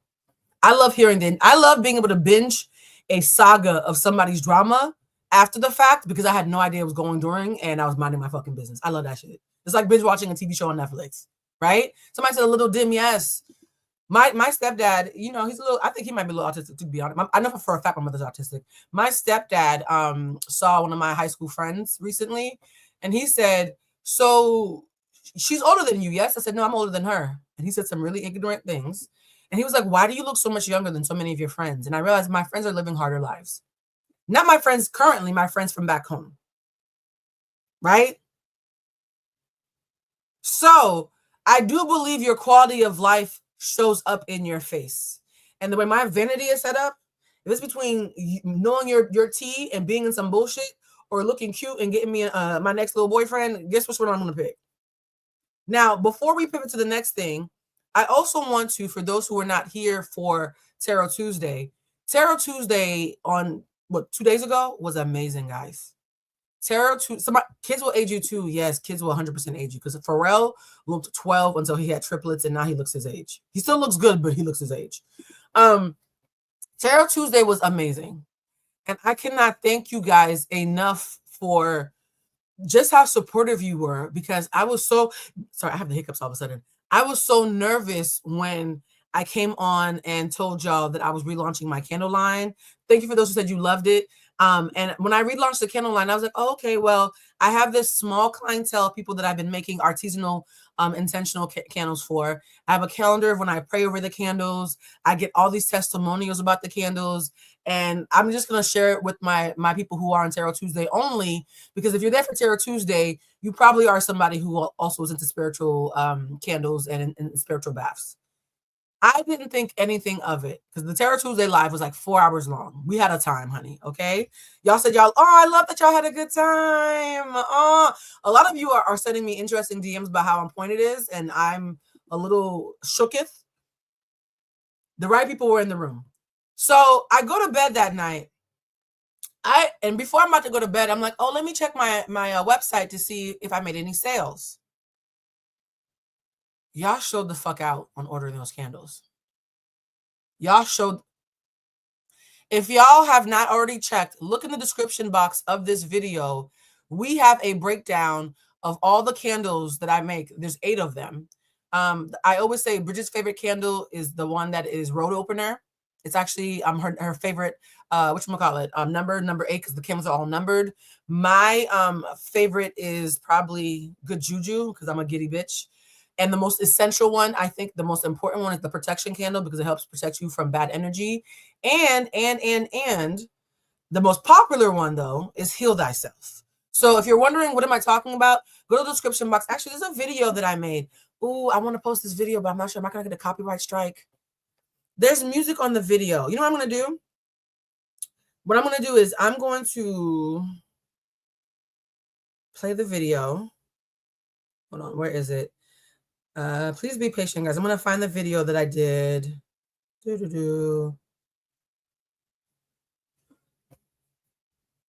Black don't crack, but it does get ashy. Ooh. Can I still order next week? Oh, that's another thing, guys. You might, yes, you can order next week. Because you know, my thing that I always say is I don't want anybody to ever get broke supporting me. And my accountant's always making fun of me about it. I had a wealth manager and she was like, Blue, I watched some of your videos and you're constantly telling people to only buy things they can afford. That's bad for business. And I was like, yeah, but it's good for my soul.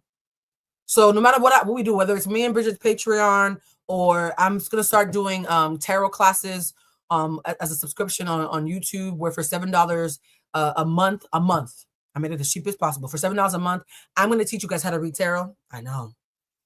I want to teach you guys how to read tarot behind the paywall, because the way that I teach tarot is so very specifically me that a lot of people, somebody said they bought a road opener. Oh, make sure you tell Bridget that when she comes back. A lot of people steal my content. So the reason why I'm doing the tarot class on Patreon, not Patreon, on a subscription on YouTube is because I don't want to come on here and teach you guys in the way that I teach and then see somebody with a bigger platform steal my shit. I don't want to do that. The one thing I think y'all might have learned from hearing the story time, I'm looking away because I'm uploading the video to make sure I don't get a copyright strike. One of the things that you guys probably realized is Icky, right? In that infamous live I did about Icky, what was the biggest thing that I said is even after he and I fell out, he would still come to my page to steal content. Icky is not the first person that I've ever cared about deeply and invested in who stole content.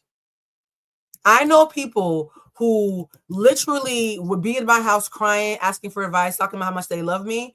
And we would have a conversation and I would go on their page and they would do a whole monetized video that was basically them repeating what I had said, but with no tag, no thank you, no, hey, I was talking to Blue and we had a great conversation. It's that simple. I don't think I'm the only bitch in the world who's wise, right?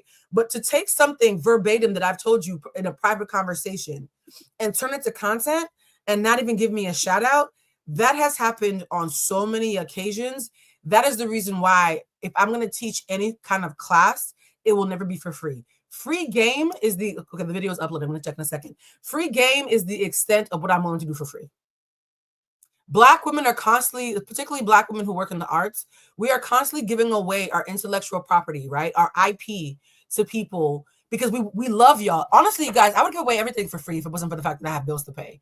We're constantly giving away, thank you, Flo, for putting up the link. We're constantly giving away our IP and our brilliance for free just because of a love of community. And when it's time to pay the bills, none of y'all are there to support us, even though we did enough for us to be able to survive. Somebody said, yeah, I've seen people steal my stuff. Thank you, Joseph. My stuff gets stolen a lot, and a lot of them are your faves. I'm not going to say too much, but there are a lot of people that y'all clap for.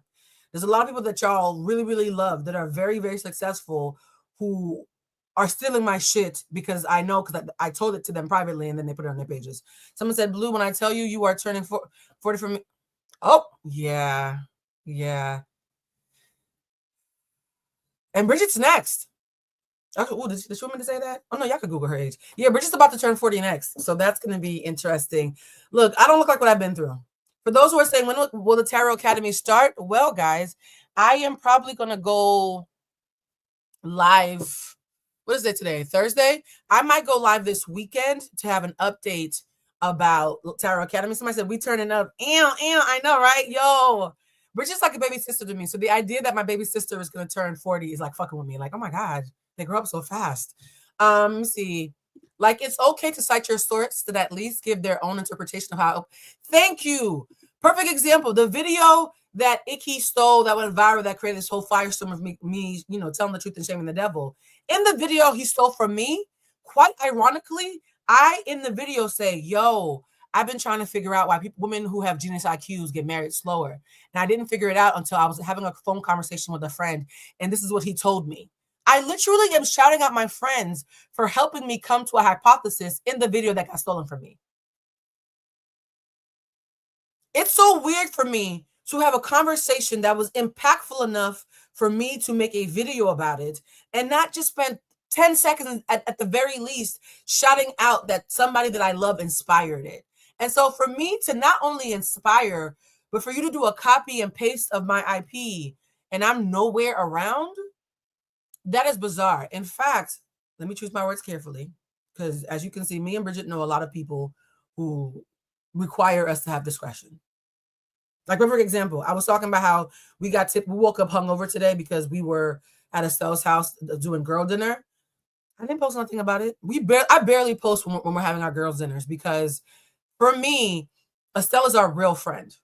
She's our real friend. And so I'm very, very particular about what I share, even when I say her name from a place of love. Because I'm the kind of person, if you're my friend and I love you, I'm gonna want to just constantly shout you out. But I also have to understand that people are private, right? So it's one of those things of, it'd be one thing if we were having a private conversation and you weren't saying my name to protect me. But I had a friend one time who is a very big content creator. Very big. I'm not gonna say anything else. I posted something one time and she posted in the comments, yo, this is so dope. Can I recreate this video?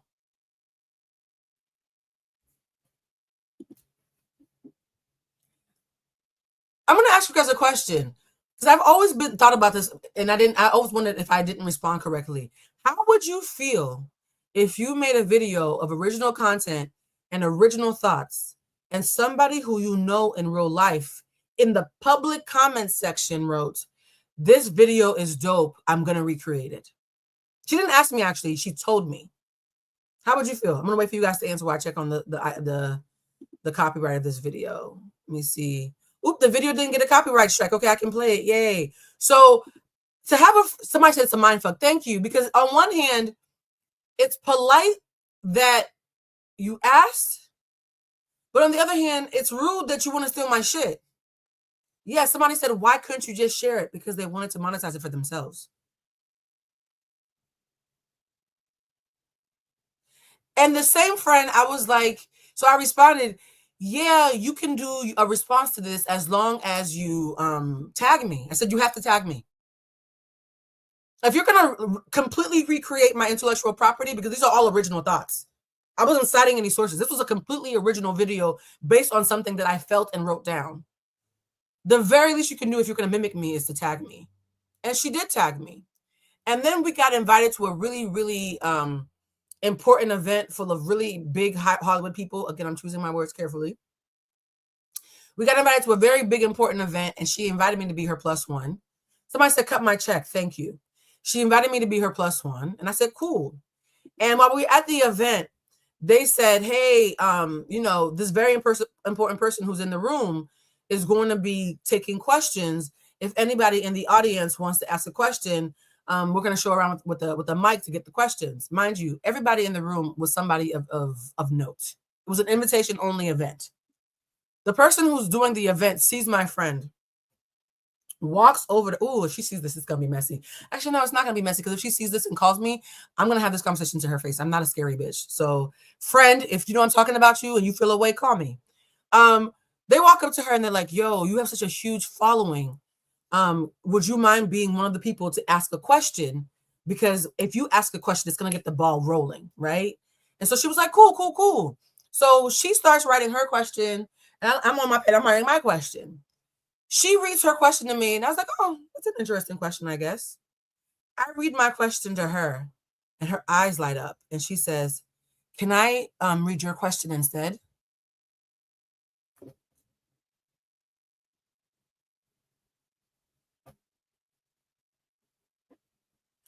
We are about to be on national television for I can't say what the event was because you're going to know who it is, for a very important televised event in a room full of A-list celebrities.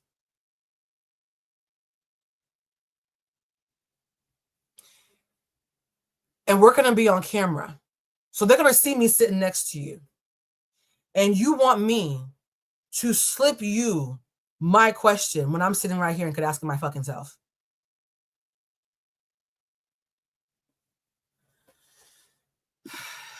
Somebody said, oh, so she... You guys, that happens a lot. That happens a lot. I cannot tell you how many times me and Bridget and my sister have been in a group chat, and I've been like, yo, guys, am I tripping, or is this me coming out of somebody else's mouth? And they'd be like, Blue, they stole that from you. I know somebody who went viral and got tens of millions of views on a video that is 100% stolen from me. So I just need you to know, when I say somebody says leech behavior, even though y'all know the story of Icky's not the worst. Icky is not the worst. And when I say, hey guys, I'm going to be doing this thing, but it's going to be a couple of dollars behind the paywall, it's not because I need the $3 or the $7 and I'm trying to like do a cash grab. It's quite literally because I feel unsafe. Somebody said the friend is sus. We're friendly still, but we don't talk anymore. That actually ended up being the last time we hung out. Yeah, I love how you guys watch. Your silence will not protect you. Okay, now that I've shared that story, I'm gonna quickly show you a video that I made because some of you were hitting me up and you were asking. Somebody said, "Let me copy off of you." It's one thing to copy off of me for a test that you're gonna just get graded because you want to survive. Honestly, if I was with a friend and we were in school together, because this happened to me when I was in high school, people would be like, "Blue, I'm failing my tests. Do you mind helping me study or whatever?" I don't mind helping you. Just gonna privately help you for survival. But for you to want to be on a national broadcast in a room full of important people who might hire either of us based on how we show up, and to flat out ask, can I steal your question so that you can get whatever blessing would come from my work? We got to gatekeep. And by the way, guys, she is the reason why I have free game. I started saying to myself, Blue, if you're going to be stolen from, if people are going to be inspired by you this much without ever giving you credit, by the way, guys, all I need is acknowledgement. Just as a writer, my words are literally my livelihood. So when you steal words from a writer, it's like going to a candy store and stealing a bag of candy from the shop owner. You're literally stealing the way that I pay my bills and feed my family. Someone said, did she steal the question? No, I looked at her and said, nah, I'd rather say it myself. And she actually looked offended. She looked offended. Anyways, let's move back on to the video that I now know is not going to get a copyright strike. Somebody asked, Blue, what made you start a candle line? And I was like, didn't I make a video about this? And I realized in 2020, I actually made a video explaining how the candle line started. Well, in broad strokes. The video happened during the pandemic. When I listened back to it yesterday, I was like, was I tired? I think I rolled over in bed, grabbed the recorder, and just started talking. So I'm going to play the video for you guys real quick. Somebody said, Blue, Jack asked if you follow Chinese zodiac. I have a follow-up question. To the different zodiac work differently in different parts of the world. I honestly think the different zodiacs, the different ideologies, the different spiritual realms, everybody's in a different car going to the same party. In my mind, no matter what you call it, a lot of these things are just different names for the same thing. Perfect example is in the Caribbean, we will have a Trinidadian dish, a Haitian dish, a Cuban dish, a Jamaican dish, and it's all the same ingredients. We just have a different name for it. So I think in the Chinese astrology, I was born the year of the monkey. So no, was it the year of the monkey? Or was it the year of the cow? I don't know which animal it is. My bad. I might have made that up. But like, we all have different names for stuff, but I think we're all going to the same party in different cars. Plagiarism. I'm not going to say it is, but I'm also not going to say it's not. And by the way, friendly plagiarism is the worst thing ever. All right, let me look up the video real quick before my ADHD. I will say this video happened in 2020. And one of the really amazing things about being an hourglass figure is that when you gain or lose weight, you lose and gain it evenly. So I'm about 70 pounds heavier than I am now in this video, but I don't think my face looks that much different. I'm just saying. So if you see my face looks a little different, it's because I was 70 pounds heavier than I am now. But this is a video that explains to you guys, oh, you love my story times? Yes. When Bridget and I were laughing about my story times at Estelle's house, I shared some stories at Estelle's house last night that are the exact kind of stories that I will have to do behind the paywall. So when we do the subscriptions, they will all be behind the paywall because I can't. Mother has lived. Wait, it says I have a new member. Somebody became, oh, so there's a way they become a member. ZZ, how did you become a member? Because I set it up, but I don't know what the link is. Z, can you tell us what the link is to become a member? Because I know I set it up, but it didn't show up on my page. So can somebody, not y'all helping me out. I feel like an auntie. Then I am in my 40s. Somebody just became a member of my YouTube page that I set up, but I don't know what link to share. So I already started a subscription. I just don't know how to link it. So if Z can tell us how they were able to do it, let me know. Actually, you know what? Let me figure this out. I'm going to play the video, and while the video is playing, I'm going to click around my YouTube to figure out how Z was able to find out how to become a member of my page. That is kind of amazing. All right, somebody said, oh, it's called the Academy. It did work. Somebody said, just click the subscribe plus button. Oh my God. Z knows magic. This is amazing. So it did work. It is called the Academy because it's going to be a school. It's the join button next to your name and the subscribe button. Look at God. Not y'all helping Auntie out. And I hate when people call me Auntie. Don't do it. It's just a joke. But like, not y'all helping me figure out, because I set up the subscription like literally like 3 weeks ago, guys.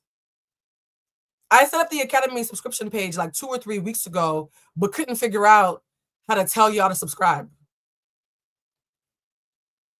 So you guys know the vibes. Now that we know how to subscribe, it's on the main page. Oh, that's so dope. Just press join. It's really okay. Tony's laughing at me. Tony, really? Tony, you laughing at me because I'm old?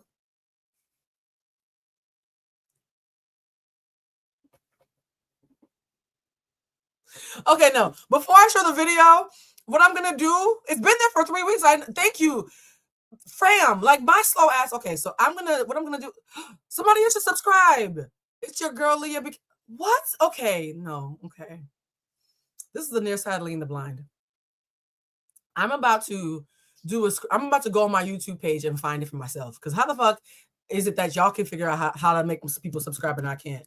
YouTube.com. Let me go to view my channel. Hold on. I don't see it, y'all. Hold on. Let me show y'all. Wait, another new member. Okay, this is witchcraft. How y'all doing this? Blue, that's exactly how you made me feel about my son when you shared that you are neurodivergent. Oh, I love that. No, now that I see that we have 3 new members, my neurodivergent ass needs to figure this out. But it might be because it is my own page.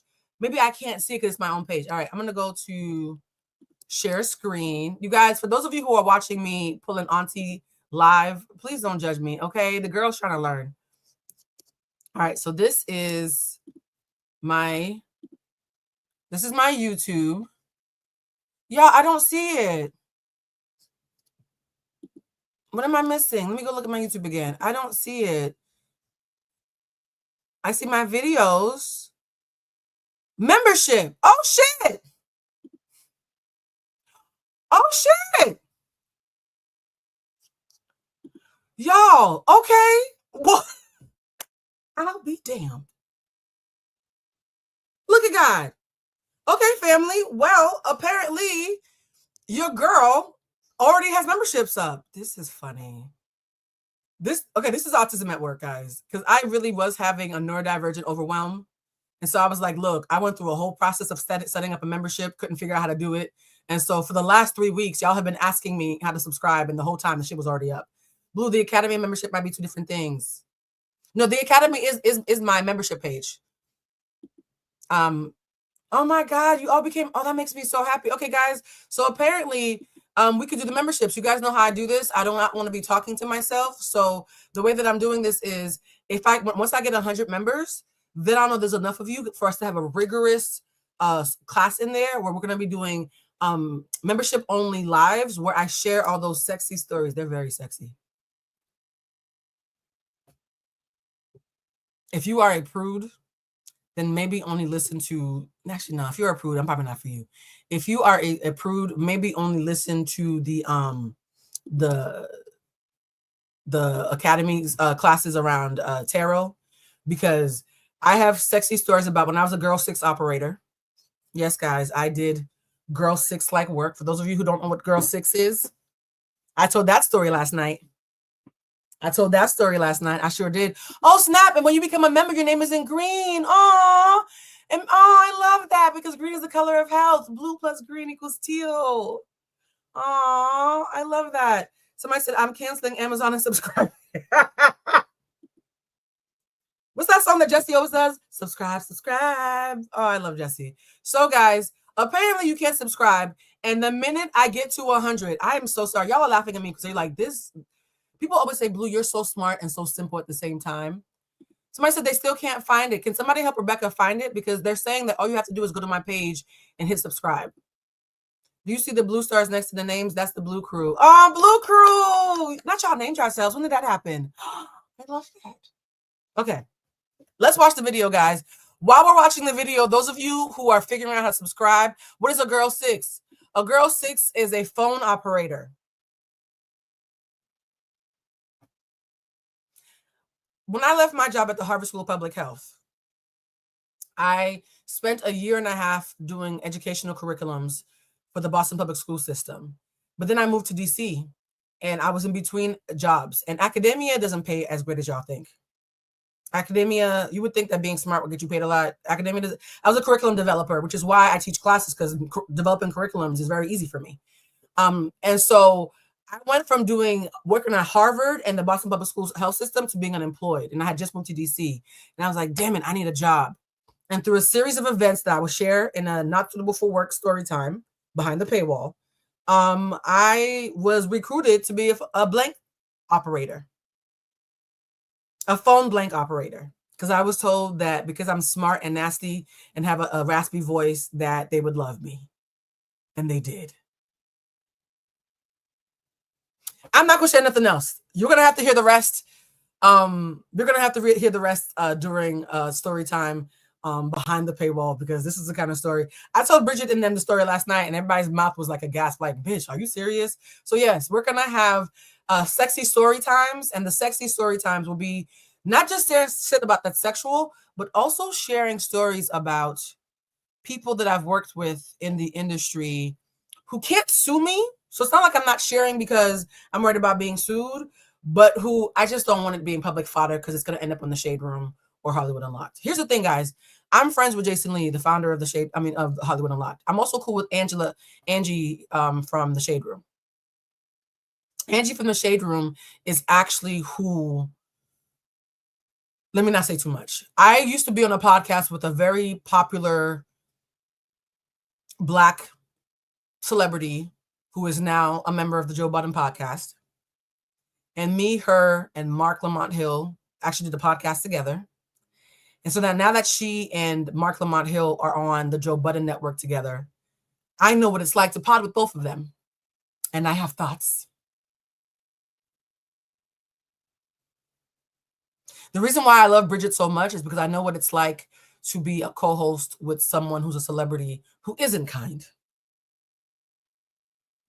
And I've been wanting to share this story time for a very, very long time. And I don't feel comfortable doing it publicly, because if I do, it'll blow back not just on me, but it'll blow back on Jason. It'll blow back on our co-hosts. Joe Budden will probably end up saying something about it, because Joe Budden already spoke about me and Bridget when we did a Patreon episode about her and her co-host breakup. So for the sake of keeping my hands clean, there are certain stories that I sincerely want to share because they are rich with teachable moments that are not messy, but do include some mess. Yes, the video vixen. That was my co-host. My first co-host before Bridget, that was a woman, was her. And how she did me. Funny enough, all the stuff she did to me are things that she's now doing on Joe Budden. So a leopard doesn't change their spots, right? And so all those things will have to be behind the paywall. So now we're gonna, Bridget's back. Bridget, your timing is perfect, because we're about to watch a video that I taped in 2020 during the pandemic about why I started my candle business. And after we play this video, we're gonna be back with Bridget. Yay! I'm so happy you came back. All right, guys, here's the video real quick. For those of you who only know me as a writer, you may be asking yourself, Blue, a candle line? When did you start making spiritual candles? And to be honest, that story starts back in Cuba, in 2016 to be exact. 4 years ago, I went to Cuba because I just had a strong feeling that I needed to go back home. For those of you who don't know, my mom is from Port-au-Prince, Haiti, and my dad is from Havana. And so I went back there on what I thought would be just a fun vacation in my father's homeland. What I did not expect, though, was a spiritual awakening. I had always known that I had a bit of a gift. I always knew that I was really good at having very accurate tarot card readings, and I would sometimes get strong intuitions that came out true about things that I should not have known. But for some reason in 2016, during that trip in Cuba, while I was standing there outside of a drum circle, watching people who looked just like me drumming and singing and dancing, something inside of me shifted.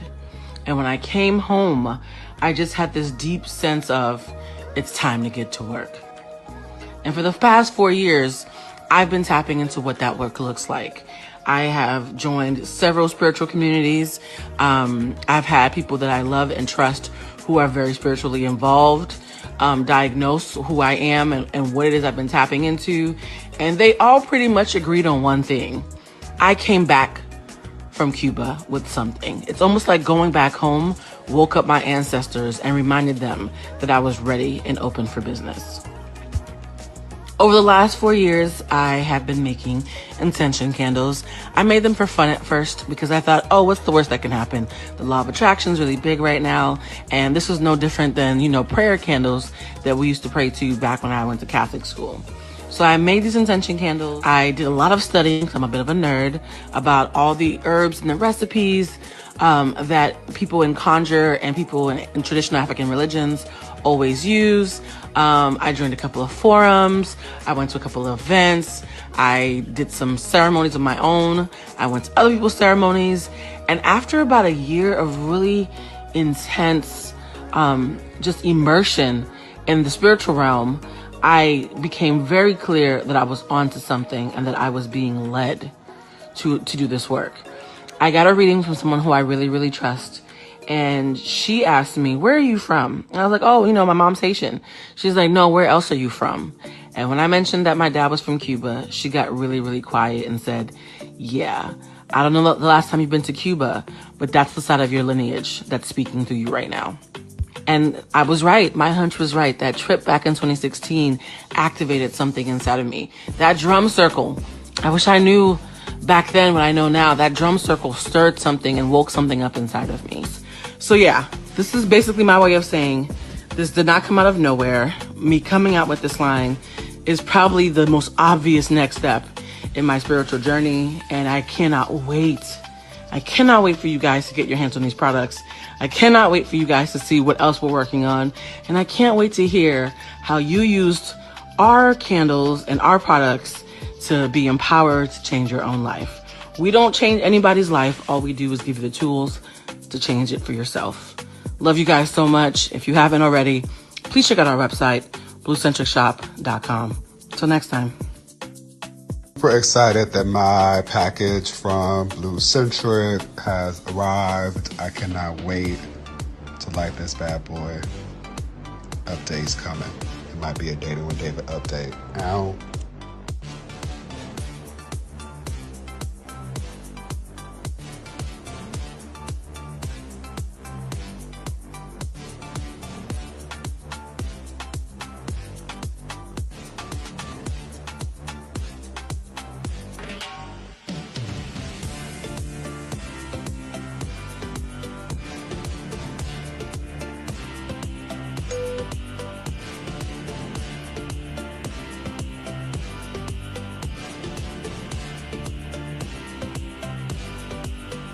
Oh, look at the photo shot.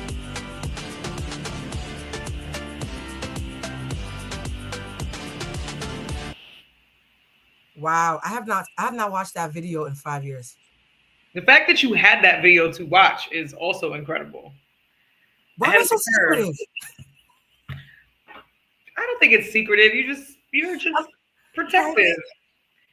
The whole point was like, okay, cool. There was just something sacred that you wanted to covet a little bit for yourself. That's okay. Yeah, and it's so crazy. I told them, Bridget, on Tuesday, and I'm not gonna get emotional. You're the first person I've ever let in my candle shop.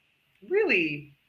Me and my sister is the only person who ever saw it. Me and the cleaning lady in there with light bulbs and brooms, and the cleaning lady was so overwhelmed.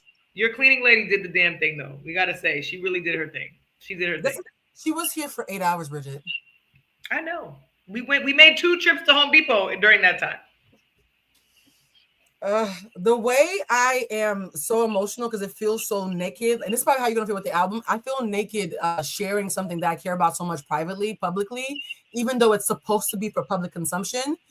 That's such a weird feeling when you do something that you're supposed to share, but it's your baby. So you're like, oh no, I got to tell people about my baby now. That's weird. Yeah. Yeah. How do you feel when you're about to do a release? Like, do you get the bubble guts? Like, because I was really nervous on Tuesday when I made the announcement about the candle line. You know what?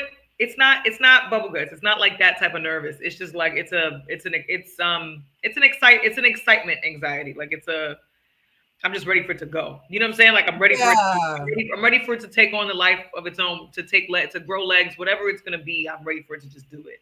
Yeah. And it's so funny too. I said, Bridget, I'm gonna need you and my sister to help me out because I don't feel good about hiring strangers to help me in there. Mm-hmm. You know what I mean? Like it's so sacred. It's so sacred to me. I'm just like, I can't. Well, first of all, welcome back, Bridget. I'll come back. First of all, we're so happy you're back because I was like, oh, I wonder if Bridget's gonna come back or if we're gonna leave. And she's look at you, you're back. How does it feel doing your first live on here? Because we have to pop your cherry real quick. I mean, it's okay. We're not going to talk about Love and Hip Hop or the Carters no more, though. I'm happy we got that out the way fast. Oh no, we're never doing that again. That was the Dingle carry. That was our intro, and now we have moved on and elevated. Also, too, it was for people, and this is what I did on my threads. It was for people to know who the fuck they're talking to. Yeah, that makes sense. I get it. I'm very big on, and this is something we both do that I've been cognizant of this year.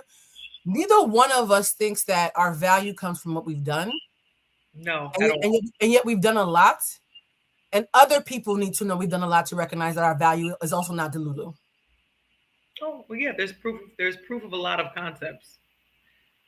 Some of which were ours and some that were projected onto us, and we just did the best we could with what was handed. We played the cards. And one of the things that I thought was interesting is you and I are not people who are quick to be kind just for the sake of being kind. We are critical thinkers. So when we watched the Jussie Smollett documentary, we both walked in. I mean, I walked into it pretty open-minded, thinking he was a liar. Am I allowed to say that? Yeah. I was like, oh, we all know that poor Jussie was doing a publicity stunt that went left, and we're all exhausted. The way we're exhausted with Love Island, it is what it is. And yet, when we watched it, I found myself it wasn't a joke the way I thought it was. There were a lot of things that I saw that were credible. And so we actually on our Patreon talked about our first reaction to see you guys when you join the Patreon, you'll see this video. It was like the day after we had watched the Jussie documentary. Yeah. So imagine, first of all, let's talk about what did we think about when we saw the documentary? What was the thing that stuck out to you? The moment where you're like, oh, maybe he's not lying. Like, what was that moment for you where you were like, there's other factors that didn't make it to the headlines? I thought he was lying for the most part, for most of the doc until, to be fair, until and spoiler, if y'all have not watched it already, we're gonna drop some spoilers, disclaimers, some spoilers here. Disclaimers. Disclaimer. The trailer at least did prep us for the fact that it was gonna be very Jussie leaning, like it prepped us for that. So I was already kind of like, all right, cool. They're going to. He's heavily involved. Have people be in here that are, it's gonna be heavy-handed, leaning towards Jussie's case, right? And so when the investigative journalist chimed in and started to do more research and present more statistics behind the amount of cases, against the Chicago Police Department as far as for misconduct, and for the tampering of evidence, and it was something in the 500s. I think it was like 560 or 570 complaints, official complaints that have been filed against the department around evidence tampering, and then showed the video of one of the witnesses who said he saw a white man as well. There was 10 seconds of that security footage that was missing, and the 10 seconds that was missing was the security guard actually walking out when he would have seen with the flashlight to show who it is. Correct. So the fact that 10 seconds was missing in the video conveniently, and the journalist asked about it, they had no response, they had no answer, they had nothing. And so to me, those two key points indicate tampering of evidence. And so I don't trust that the Chicago PD is telling the truth. And honestly, it's upsetting, but I think there are a lot of people that put on the uniform and think that somehow that blue uniform is going to shield them or protect them from white supremacy and systemic racism, and it's unfortunate that it doesn't. A lot of Black and brown people end up falling into these positions where it turns into Spider-Man. Yep. And it's tricky because I think, there probably are a lot of integrity-based police officers with dignity, but unfortunately, when these types of cases and situations come up where the integrity is being questioned, everybody thinks they bleed blue, and that's problematic. It's very problematic. So. A lot of people have said, because everybody's saying he's a fucking liar, he's just gonna die on the sword of this stupid lie. And as men, I've listened to a lot of dude podcasts where they say those missing 10 seconds don't matter. We all know Jussie a liar. He paid the whatever. Lie. Here's the thing. First thing first, right? When you're looking at a video of surveillance, there's a level of bias that naturally happens, especially when it comes to lighting issues. Of course. Perfect example. I'm a chocolate girl, right? But because my daddy Cuban and he has olive undertones, my skin color looks drastically different depending on the lighting. Yeah. You could look ashy and be fully moisturized based on what the lighting is. So they already said that when you're looking at footage that's been blown up to view, if you think it's a black person, you're going to see a black person and just think it's lighting. If you think it's a white person, you're going to see a white person and it's lighting.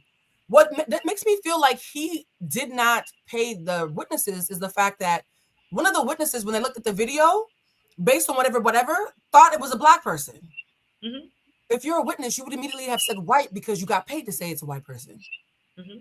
So the fact that people were like, well, the fact that the security guard thought the picture was a video of black people, which proves that Jussie might have still did it. I'm like, no, it proves that he wasn't paid. Well, the Chicago PD also prematurely held a press conference in regards to Jussie's character. Yeah. And how he was disgruntled with Fox. Baby, Fox was paying him an arm and a leg. He wasn't disgruntled with Fox. It was probably the highest he'd been paid in a long time in his career. He wasn't disgruntled at all. So painting the picture prematurely before having any evidence to go either way. Yeah. Having no sufficient substantial case against Jussie at that point for the superintendent or the chief of police, one of them, to get up there and make that statement about him being disgruntled and that was his motive.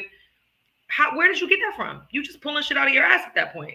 Stuff like that, to me, living in New York City and watching, Mayor Outside, Eric Adams, do stuff. I hate that man. Respectfully, like that all the time. Nothing works for him. I cannot stand Eric Adams. I'm sorry. I'm like, all of this stuff feels like an Empire episode. Y'all are giving Lee Daniels new inspiration, or Tyler Perry, because this is a joke. Y'all are jokes. This is jokey. But that's the problem, though. What did I say? Because we were sitting on your couch watching, and I said, Bridget, Jussie's biggest sin in all of this, whether he did it or not, is being cringe. Mm-hmm. Because I think the fact that I'm the gay Tupac, there are some black people, you're guilty just because you're dumb enough to say some shit like that.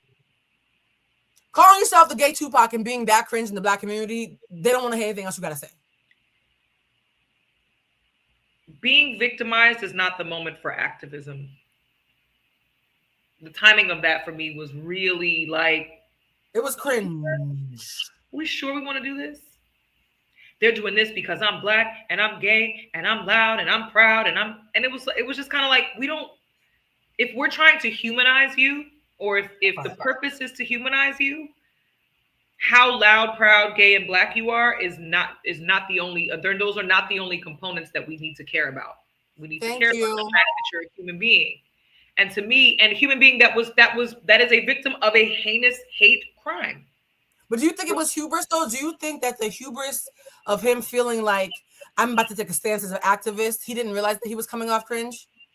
Because Cory Booker gets the same. Cory Booker will do something that is very helpful to the black community, and then he'll do some rah-rah theater kid antics, and we're like, oh, this nigga. Like, you know what I mean? Like, I think there are some people who are corny and sincere, and it makes it hard to root for them sometimes. Well, Cory Booker is a politician. Yes. Part of his job is to straddle fences, is to be diplomatic, even in moments when it doesn't call for it. That's his job. Unfortunately, that is his job. And without saying too much, I know where a lot of his support comes from. I know which demographic is very supportive of him. And that's going to limit the amount of important social points that matter to his constituents. It just is what it is. That's a lot of... He's also unmarried. He's also unmarried, and people tend to judge politicians who are unmarried because then the rumors of. Yeah, of course. Well, now he's engaged to be married, so maybe that will dispel something. We can see your face, but it's all right. Oh, I'm sorry.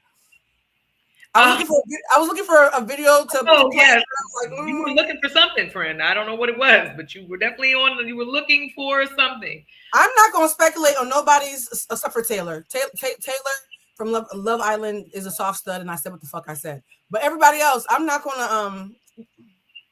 I know a butch queen when I see one. We didn't. Oh no! Did we have to Clark it? By the way, you missed it. I made a big speech about being neurodivergent, and how a lot of things that people love about us in the comments is actually them responding to our ADHD.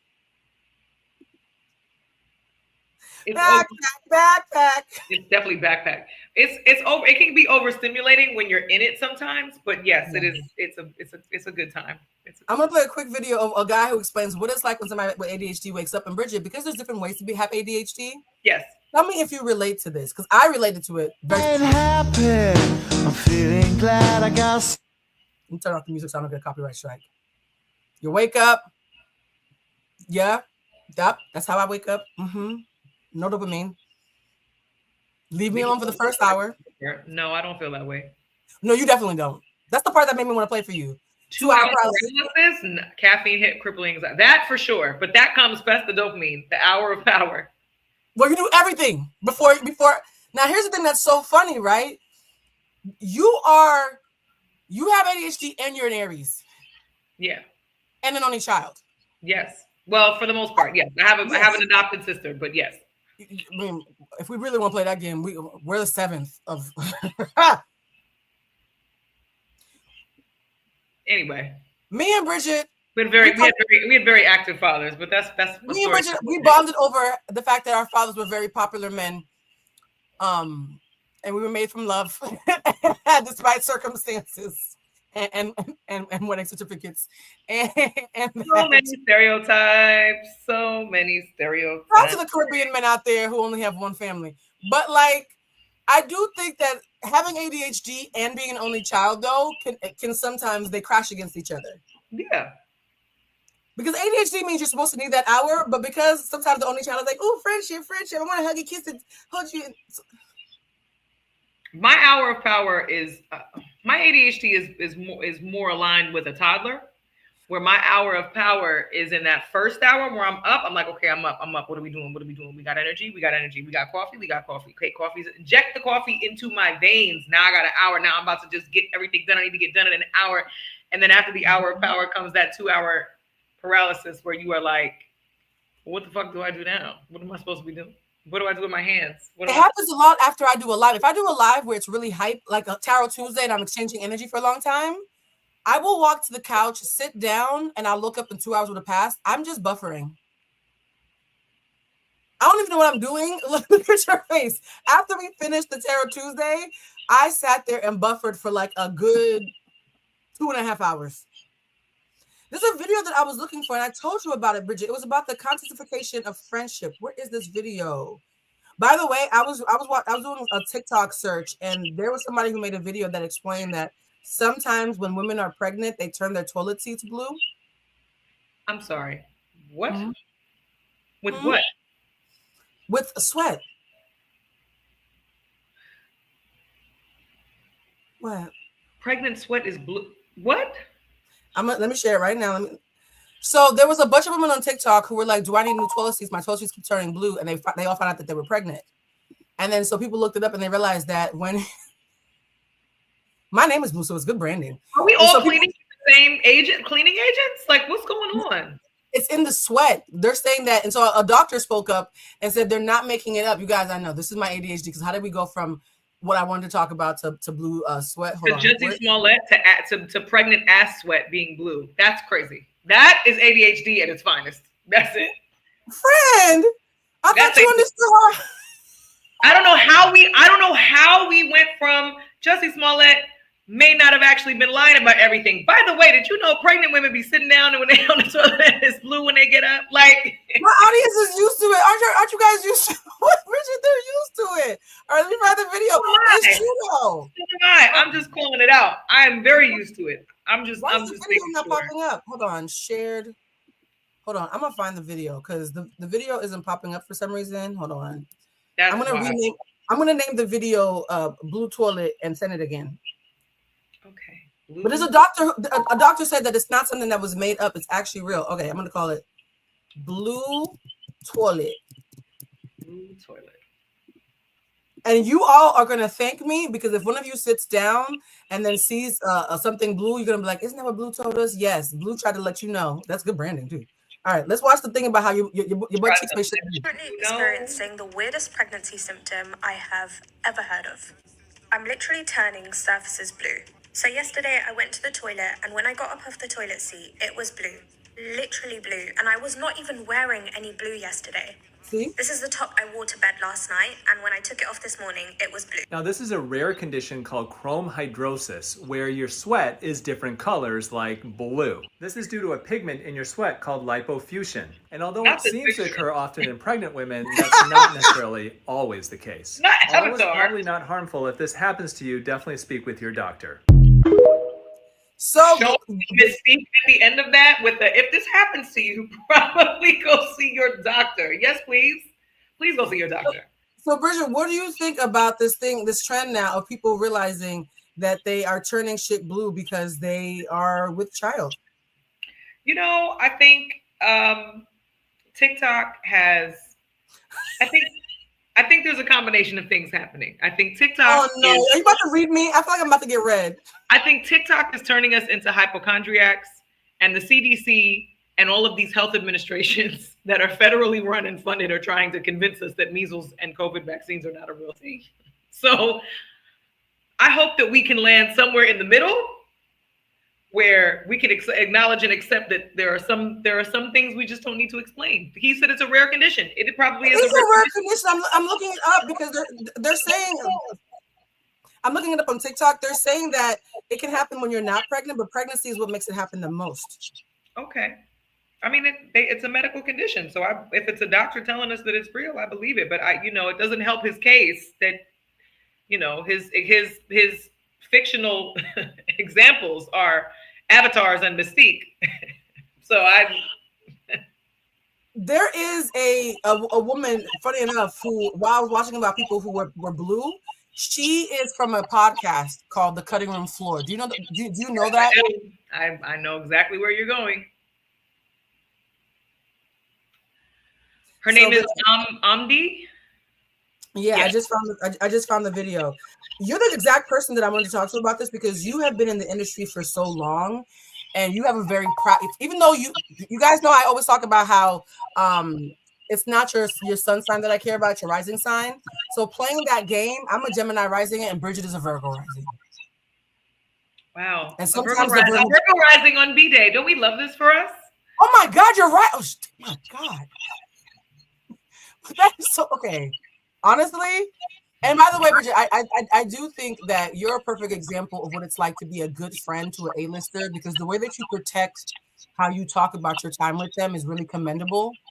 And I need people to understand that it's tacky when you know somebody of note and you constantly act like what you knew, whatever, is something to constantly talk about. I love that about you. It's one of the things that actually make me feel safe around you. Oh, thank you, friend. Because a lot of people in LA, if they met one important person 5 years ago, that's all they talk about.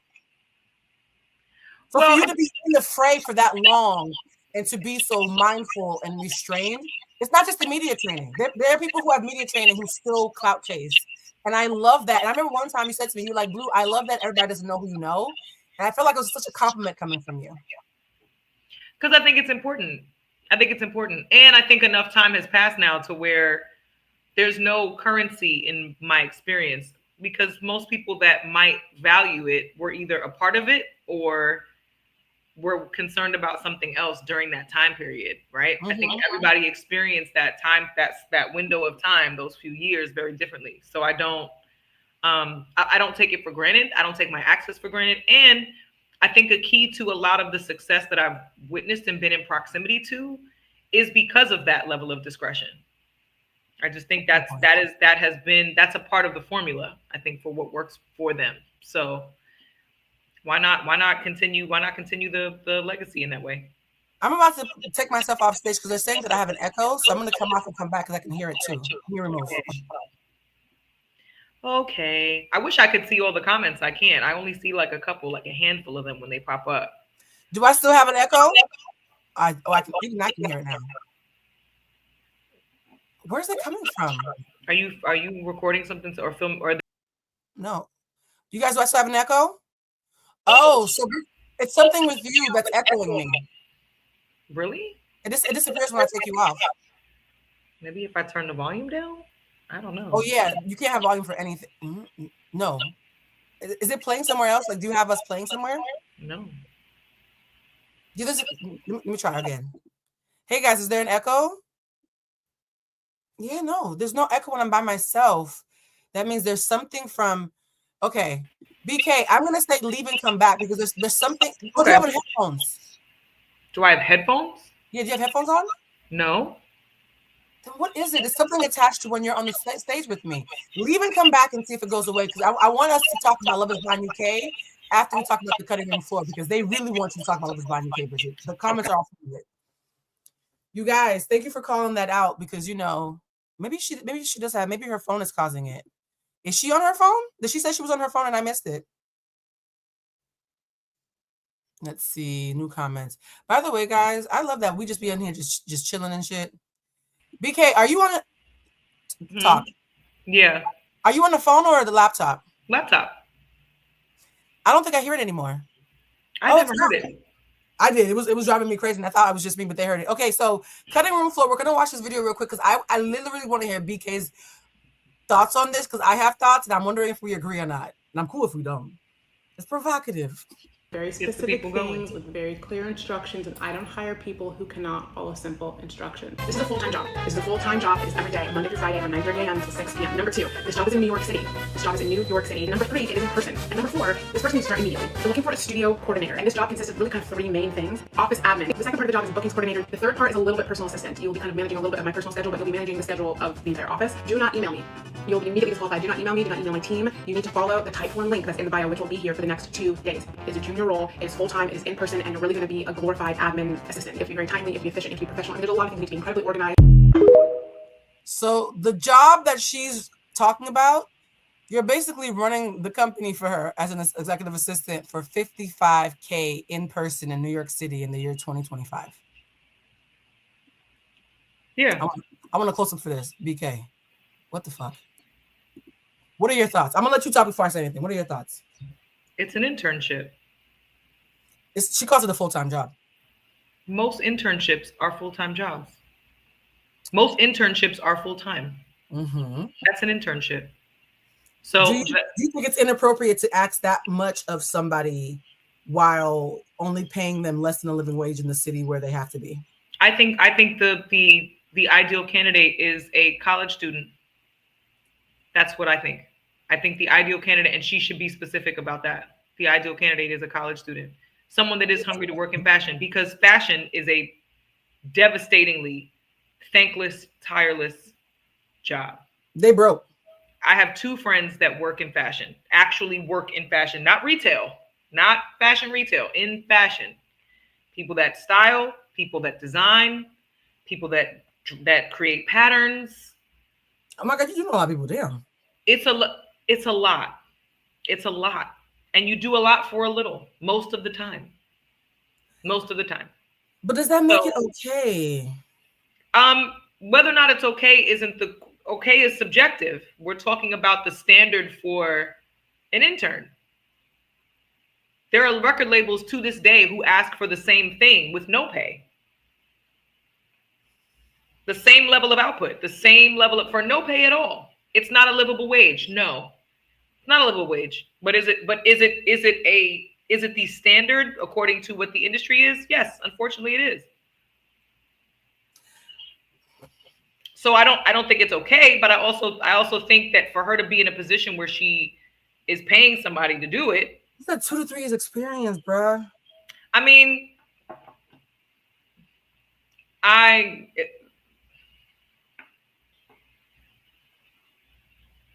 think salaries are a joke right now for everything. I think for her to have the platform that she had to have been to do that public, to post that publicly, which means whoever has the job is not going to be publicly shamed. Dominique Morgan, do you know who she is, love? Dominique Morgan, no. She started following me, and her face looked familiar, and then I realized that she was a social commentarian, trans activist, really, really funny, really, really pithy. I love her energy, and she made a video talking about why because I'm gonna be honest, I'm a little old school, so I was on the fence because I was like, I've had jobs that worked in fashion. When I first moved to New York, I literally worked on Fifth Avenue at a place called Takashimaya. Takashimaya, I don't know if it even exists, but it was a big place that they did a lot of PR. They worked with Oprah, my 100 favorite things for whatever the holidays, and I was getting paid pennies to do a Devil Wears Prada type job. Yes. And for me, I was paying my dues because I was 24, had just moved to New York. Yeah. However, I would never pay someone what they paid me back then. Because remember how I told you I think minimum wage should be $20? Remember I told you that? Yeah. For me personally, it would have bothered me to pay somebody that low because I know how much I suffered. And so Dom did a video where she's basically talking about, let me see if this is the one. Hold on. As a person who has been Okay, so I'm gonna play what Dominique has to say about this job thing, because I do think this is a great wrap up to the conversation we had about Tabitha Brown before you left, before we pivot to Love is Blind, because you guys, Bridget and I are too smart to want to talk about you now. A person who has been the executive director of a large multi-million-dollar organization that I turned into a multi-million-dollar organization, as a person who's taken over an organization that was multi-million-dollar that existed before me, but I had to curate a whole new staff, as someone who then has worked out a $70 million organization. I was brought into a staff that had existed long before me and had to deal with those politics, right? As someone who goes into organizations, and right now one of my biggest clients, we're streamlining their staff and we are figuring out what this looks like, and we're talking about salaries and how these things can be sustained. And most of this work has been in the space of the nonprofit industrial complex, right? And understanding those ebbs and flows. I felt like it was appropriate for me to talk about this cutting room floor position from several perspectives. Before we get into those perspectives, if you know me, you know I try to sit and look at the nuance. None of these perspectives will say that this salary for this location and this role is appropriate, and or the type of salary opportunity that could only benefit somebody who doesn't look like me and doesn't look like, let me get her name right, doesn't look like Richo Amandi, the host of the cutting room floor, that in this day and age, right? Now, I follow the cutting room floor. I am a fashionista adjacent. I put on what I like, but I like knowing a little bit about everything. Bridget, are we gonna start using that fashionista adjacent? I'm not fashionista adjacent. I'm not using fashionista adjacent. You're a fashionista. Well, I'm adjacent. I wear sweats for 5 days. I don't even know if I give myself that much credit, but Oh, Bridget, are you serious? Okay, let's play. Not just being modest, girl. And I followed cutting room floor for the cutting room floor for a while, but the I think it was the Steve Madden interview really got me as a formerly incarcerated person, listening to Steve talk about that and kind of just seeing how those conversations are navigated. That being said, I do remember watching a video where she discussed, Rachel discussed how she hustled from the bottom up to get to where she is now. And she's older than people think. I think she's in her late 30s, close to 40, recently engaged, right? And if you understand the corporate world, if you understand New York, if you understand the corporate world, you understand how hustle is defined in big cities. And if you understand that there's a generation of us that still believe our journey to getting where we are is a journey that will benefit everyone, that is how I understand how she put that job up, how she made that video, and how she doubled down on it. Yep. I understand it. Don't agree with it. I understand it. Because I was there before I was a boss in that way. I'll never forget sitting on a board of directors. I was still living in Nebraska. I was working at Charles Drew. I was making $42,000 a year, full health insurance. I had, like I said, I had me like a 2005 BMW, honey. I was living life. But mind you, Nebraska is still a space where you can be a shift manager at Subway and buy a home. Oop, that part. The amount you need to make per hour as a single adult to thrive in Nebraska is $12 an hour. Okay? But I was on a national board, and they were talking about salaries. And I remember they were talking about, actually it was a person who was going to be the executive director of Black and Pink that they hired before I stepped in, because I was the board chair. And they were talking about like a salary like in the 70K range or something like that. And I was like, you know, like 60,000 is big money for a formerly incarcerated person, all of these things. And I remember it was, oh my God, it was Catherine Hansen, the founder of the Center for HIV Law and Policy, who pulled me to the side and was like, Dominique, like that's something that people made you believe.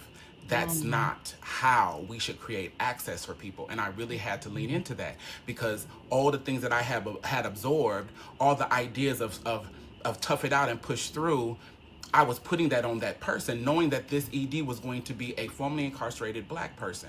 Once I got into the role at Black and Pink, I kept my role at Charles Drew for a whole year, because that is the only way that I was making six figures. I was making 42 at Charles Drew. I think I came in making 55 at Black and Pink. The next year, it was in the mid 60s, I think. Third year, it was 90 something.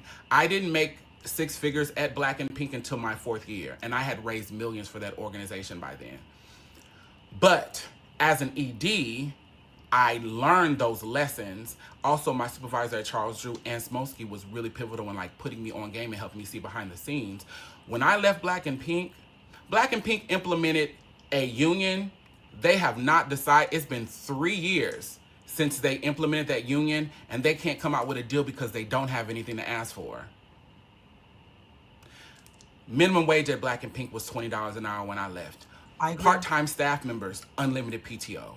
Paying for health insurance code for everyone. My budget was $3.2 million when I stepped down from Black and Pink June 1st of 2022, and only $1.5 million of that was service provision to our people. Everything else was salaries. There was a median. All managers were making 75. There was unlimited PTO for everyone. They were like, well, we want a 4-day work week. I'm like, bitch, you have unlimited PTO. Make a 4-day work week. I don't give a fuck, right? All of them were remote, even though we had an office. Like, I believe in making space. Making space creates, in my opinion, people who are going to pull stunts are going to pull stunts if you have the most restrictive situation. So having all these fucking rules in place are not beneficial in my belief as a executive, as a supervisor, as a leader. Give people space. Bring people in who look at you and say, this is what I want to do, because if that's what they want to do, whether you're watching them or not, they're going to get it done. And what I know to be true, as someone who has had to juggle multiple hustles and always have, if I can alleviate the idea that you have to work 2-3 jobs to make it, then I get all of you. That part. I get all of you. As much as people think that they all have the capacity to be polyamorous, people don't. Most people can't handle multiple partners, and most people cannot handle multiple fucking jobs, right? And the issue with this role at $55,000 in fucking New York City is that when I was at the Okra Project, I brought in the deputy director and the director of programs. At first, the deputy was like at 120, director of programs was like at 105, and then I was brought in at 140 or something like that. I increased the salary of the deputy director, now the bitch who ended up playing in my face, to $220,000 a year. The director of programs was making $180 per year. I gave both of them housing stipends, right? And then I had them go in with our HR representative, and they decided my salary, because at that point I had been leading for 6 months. Who better to decide my salary than the people I've been leading, right? Wow. People don't tell that story. That being said, I was witnessing these Black trans women, because I was still flying back and forth to Nebraska. I was witnessing these Black trans women. I had moved to New York, We would have to pay them early every month because they didn't have enough money to pay their bills, also live in a space that felt affirming and safe for them as Black trans women, and then be able to enjoy the city of New York, right? And so, yes, this is business. Yes, people need to be plucky and hustle. Also, we need to undo the trappings and the landmines that we endured for the people that come behind us when we have that power and choice. And so many people always hit me up and they're like, Dominique, you know, I know you need an assistant. I'm not hiring anybody until I can handle people the way I would want to be handled when it comes to a space of employment. That's why until then, on days when I'm really busy, baby, I got $20 an hour, I need you for 5 hours. But this is why, because I have values and beliefs. And the gag is, every space I've made safe for people to work, none of them have made it for me. Even my last role, I was brought in, I was woefully underpaid, I wasn't supported, didn't have a fucking supervisor or anything. And one of the bitches who tried to play on my time, I made sure that bitch got a raise. I've done that before. Because whether I like you or not, pay people. And if people shouldn't be paid, if people aren't doing the work, let them go. So with this role, there is no way someone who looks like her in 2025, Rachel, I'm butchering this lady's name. There's no way anyone who looks like you can move into that city, make that salary, and thrive in the way that a young Black person deserves to thrive. There's no way that I would ever be able to send a Black trans woman to go and apply for that job.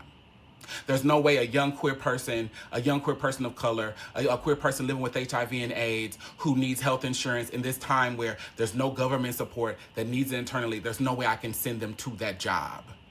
We don't have the supports in place to hire people for pennies and tell them to fake it until you make it. The whole world is fake. The least we can do when we ask people to come work with us is be real, be authentic, be rooted in the people we want to work with, and really dismantle these systems. Or say we don't want to dismantle these systems and just say you want to hire a white 19-year-old kid who's already a millionaire to come and play around in your fucking gallery. Which is what this sounds like. Yeah. I was conflicted until I watched that video. I think as somebody who's over 35, we all know what it's like to get it in the mud, and we have to almost unlearn that and say, why is there mud though? Like the mud is like there's like a normalized, you have to suffer to prove your value that we were taught, that I'm realizing that as I get older, I'm having to unteach myself, even though we want to be annoyed and say these kids are spoiled. They are a little spoiled. And though, why did we have to go through so much though? Why do we want them to go through as much as we did? And so it's a little tricky. It's a little tricky for me. Well, they're getting hit from both sides, right? Yeah. There's two extremes happening. There is the lack of opportunity. Yeah. Right?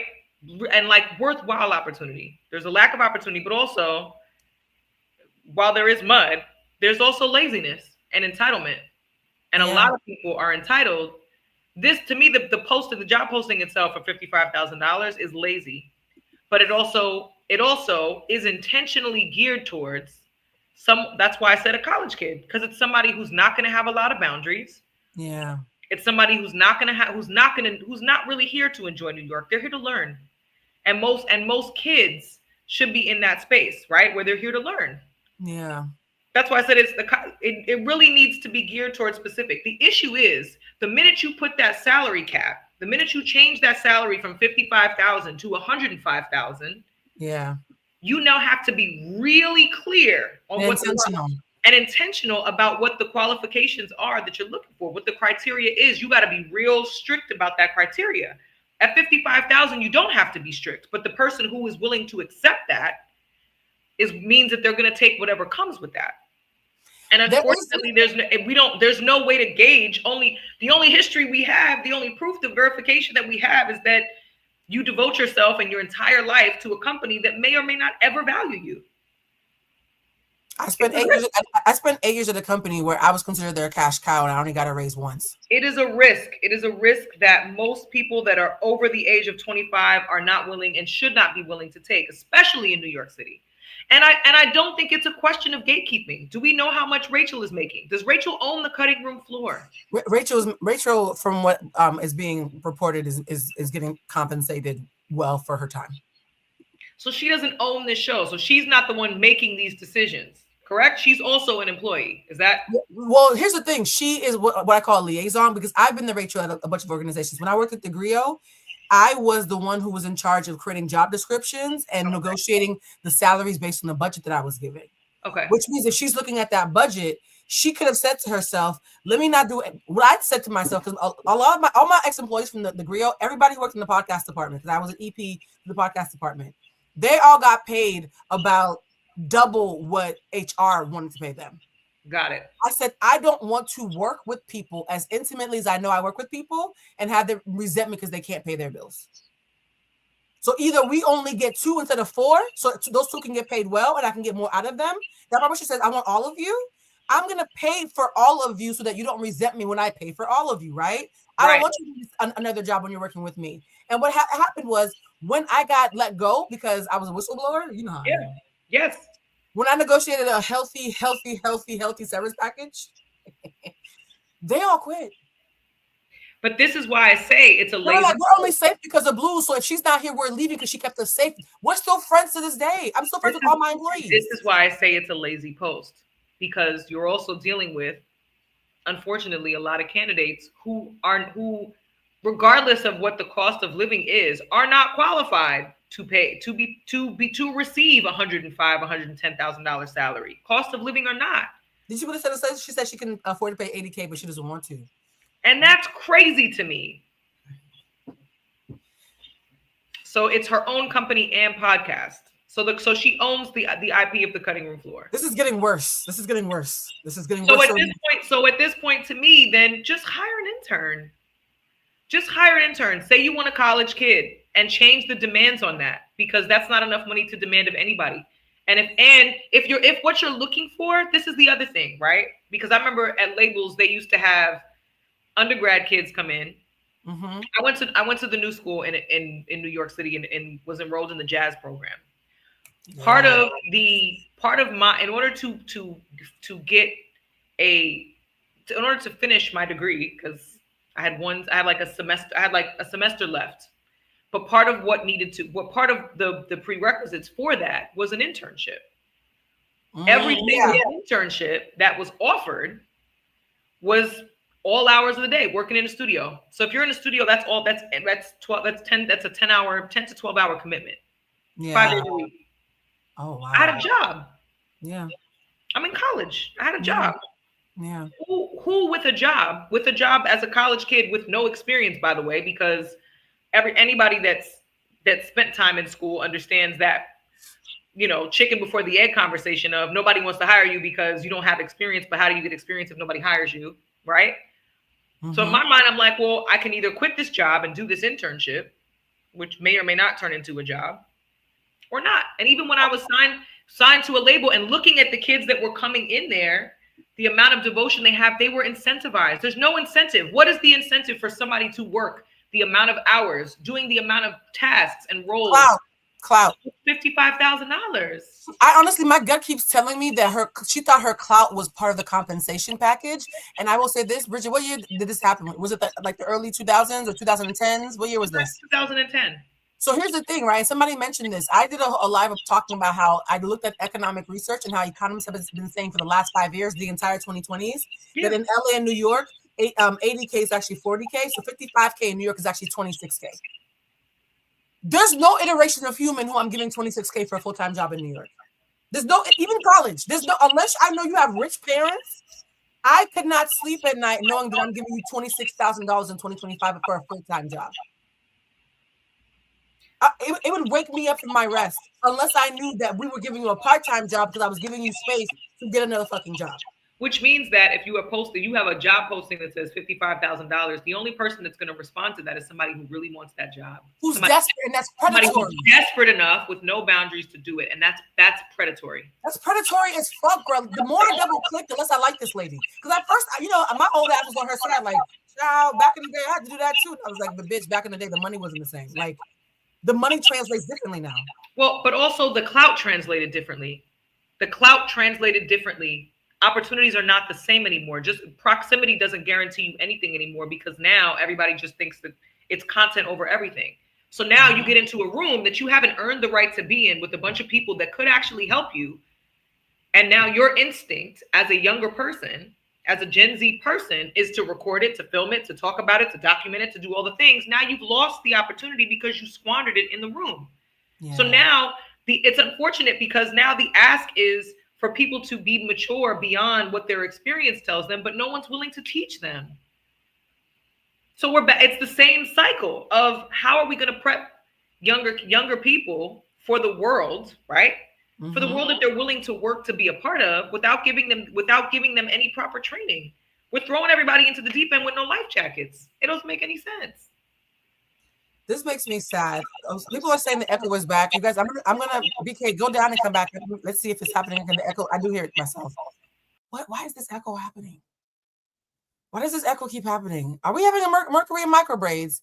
Somebody said capitalism is a biatch. Oh, I love how the members are all in green. Oh, you guys are making me so happy. Sorry, I'm such a Care Bear. I think Bridget being on is making me soft and pink because I love her. Shout out to everybody whose name is in green now because you're a member. And I do agree that capitalism is the biggest bitch of them all. And honestly, too, one of the things that's bothering me, and I'm going to mention this when BK comes back, it is nothing to work towards anymore. Exactly, is that if you're going to pay so little, actually, let's bring Bridget back to the stage. Welcome back, BK. Okay, so I changed it so that my audio, I think what was happening was my audio was being picked up on the camera. Oh, okay. So yeah, now it sounds perfect. Okay, so hopefully that solves the problem. The last point that I wanted to highlight that I think either Dominic or somebody else made was... Oh, Cheech is here, by the way. Where's Cheech? He's watching. He's logged in. Oh, Cheech is here. Okay, sorry. Y'all don't understand. I love Cheech. Sorry, something happens to my brain when I hear Cheech's name. I feel like a dog looking at a treat. I don't know what the fuck that is. We actually cracked the code because Cheech is a safe heterosexual man. Yes, he is. Am I really that much of a simple bitch? I just see a straight man and I get excited. I mean, safety is not a lot to ask for. Safety is actually the only thing we ask for. For those who don't know, Cheech is Bridget's husband. Not the other men are now saying, what up, Cheech? Really? Y'all about to have I love that. I love it. What up, Cheech? No, I'm so excited about the idea that we're in a space where the audience is smarter. Yeah. Because Bridget, I do think a lot of the conversations we had we had them in the 2010s, we would have been seen as militant Black people. They would have called us militant even 10 years ago, talking the way that we talk now. We're in an era where thinking like us and having nuance is finally in vogue. It's finally of the trend, the way it was in the roaring 20s, in the 1920s. Look at your face. The audience got smart. Yes and no. Well, here's the thing. Some got smart and some got dumb. It's splintered. This is a really dumb audience that's getting dumber and a really smart audience that's getting smarter, and the disparity between is getting wider. Yeah. Which makes That's why I said this feels like a lazy post. And now knowing that she could pay somebody $80,000, that means that she has to really be intentional about that criteria. Yeah, I honestly am very disappointed in her because I think she's an excellent interviewer. As somebody who interviewed in the news for so long, when I see good interviewers, I get excited. She's great at her job, but her character is questionable to me now. I would also like to say something that I don't think a lot of people are going to appreciate, but I'm going to say. Oh, that's your violence voice. All right, let me prepare. Go ahead, Bridget. Go ahead. So, in this conversation, the violence that I'm choosing is that there are a lot of Black and brown people that are not interested in the responsibility of opening the door and holding it open. And many of them choose career paths and places where they don't have to. They can have their turn of being the oppressor. They don't have to. Yeah. And not even the oppressor. They can ignore it. They can just ignore it. 55K, you are an oppressor. 55K in New York in 2025. I'm calling you an oppressor. But what I'm saying is, when embarking on this journey, it may never have been a part of her process or strategy to say, I'm gonna pass this back. I'm gonna hold the door. I'm gonna put a doorstop in this door and leave this door open. That may never have been a part of her intention or strategy. So now we're all looking at her with this expectation that she's gonna do right by her people, and she never agreed to that. But she's Black, so we expected it because she's Black. I get it. You're right. So maybe some of that onus too is on us to stop expecting people to to stop expecting people who've already shown us that they ain't shit. They've already shown us. If it looks like a duck, walks like a duck, quacks like a duck, baby got a beak like a duck. It might be time for dinner. Yeah, it's a duck. Why? Yeah, it's Dunk Laurent. Why are we gonna treat it like a rooster? Why? Is that a callback to last night when I told you about the? We're up at 5 a.m. waiting on a call that is not gonna come because baby, the duck is minding its business in the pond. Leave her where she is. I'm sad to leave her because she's so good at her job. You know what it is? She's amazing at her job. And I hate when talented people are bad people. I hate it when I see somebody who's talented and I'm excited when they're an asshole. I don't know whether or not she is a bad person. I hope that all of this conversation and this discourse gives her and opens up an opportunity for her to reconcile this. She doubled down privately and publicly. Even if she doubled down, I hope that somebody on her team comes back around and says, "Babe, this is not the hill to die on." I don't think they're getting paid enough to do that. Based on what I'm seeing, I think whoever she's working for is not getting paid enough to have opinions. Somebody said not a rooster. That's Bridget being shady because last night I told a story about how I was on a Spirit Airlines flight with an emotional support rooster. Okay. It was two emotional support roosters. It was my first and last time being on Spirit Airlines. I'm still traumatized. I mean, if you were making $55K a year, you'd be traumatized. 55K is why you would be on a Spirit Airlines flight with emotional support roosters, plural. Yeah, where were you flying to? I'm just curious. Where were you going? You're gonna judge me. No, I'm not. You just told me that there was somebody on your Spirit Airlines flight with two roosters, and you think I'm gonna judge you? I was flying from Boston to LA to go see a boy, and I didn't want to pay a lot because he didn't pay, and I was young and I didn't know no better. And so you flew yourself out. That was I think that God sent the roosters to be like, bitch, why are you dealing with a nigga who makes you pay for your own flight? Why are you on this bum ass flight with the rest of these birds? That's what God was trying to tell you. The emotional support roosters were supposed to be a hint about what I was flying towards. He was a bird. He was a fairy. Yep. Okay, so I want to. Y'all know that I have a history of dating baddies. I know more.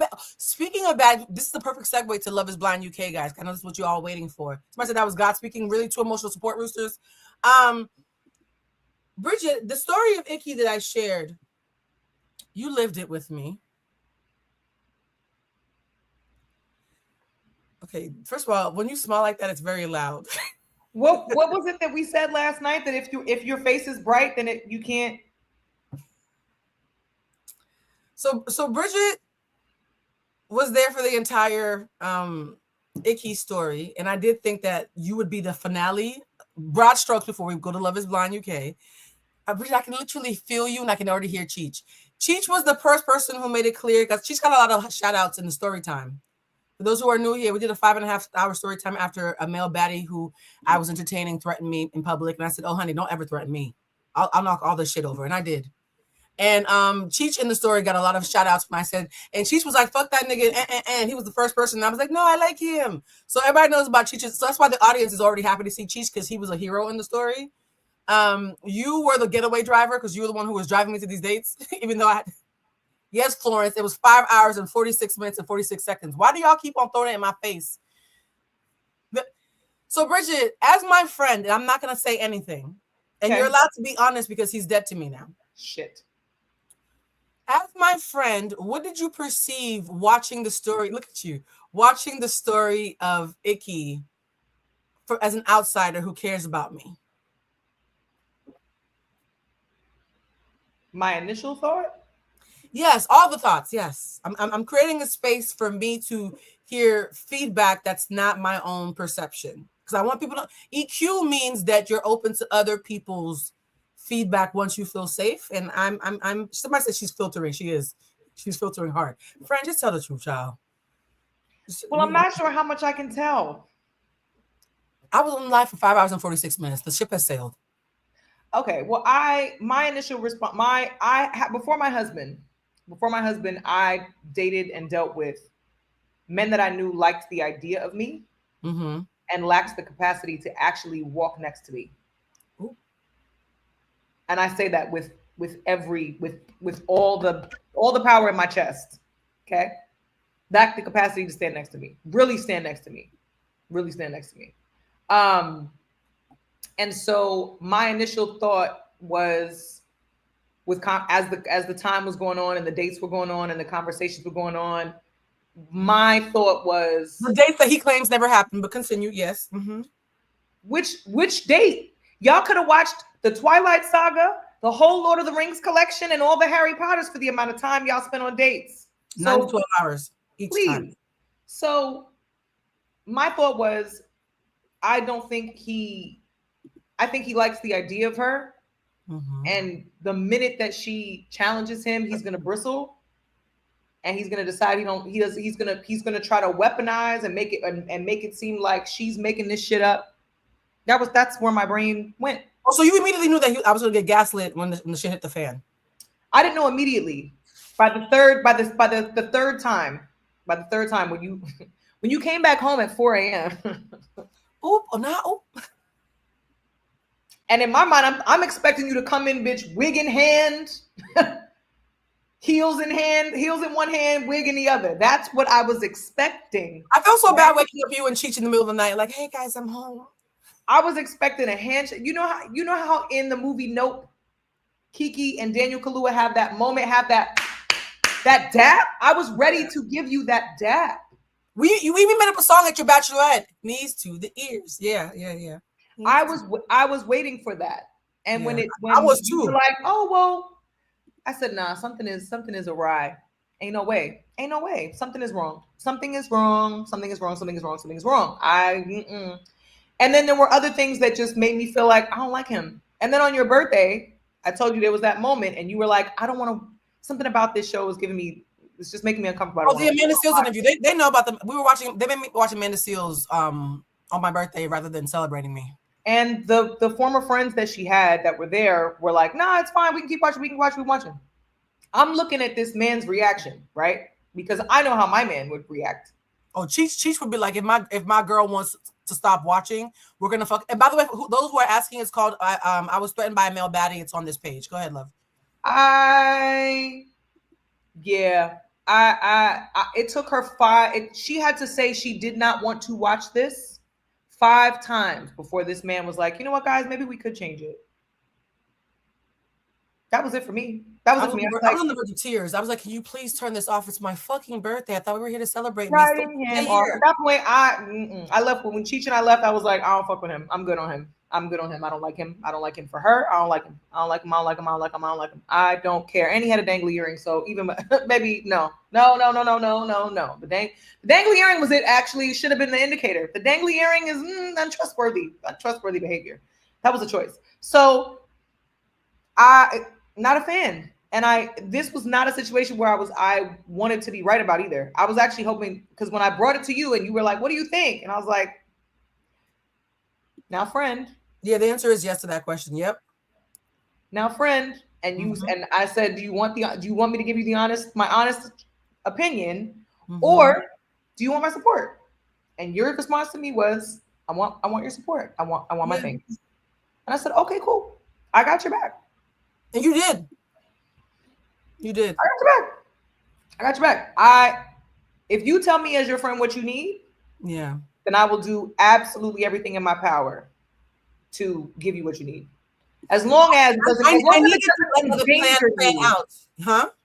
doesn't endanger you. You weren't. As long as I'm safe. You were not in danger. So to me, it was like, all right, cool. This is what you need. You need to arrive at whatever place you need to arrive at in your own time, in your own way. Yeah. And I know you well enough to know you will. So I was like, cool. I'm gonna just keep it to myself. I'm gonna let you know. You tell me what you need.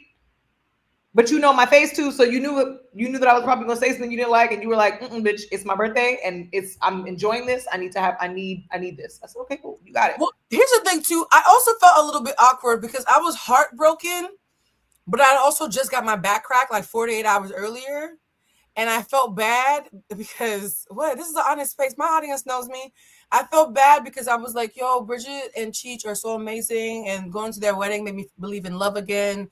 And it was such a beautiful setting, and I that nigga cleared my sinuses, and now they're at Wait, and now they're at my birthday dinner with the nigga who broke my heart after I just smashed somebody at the wedding.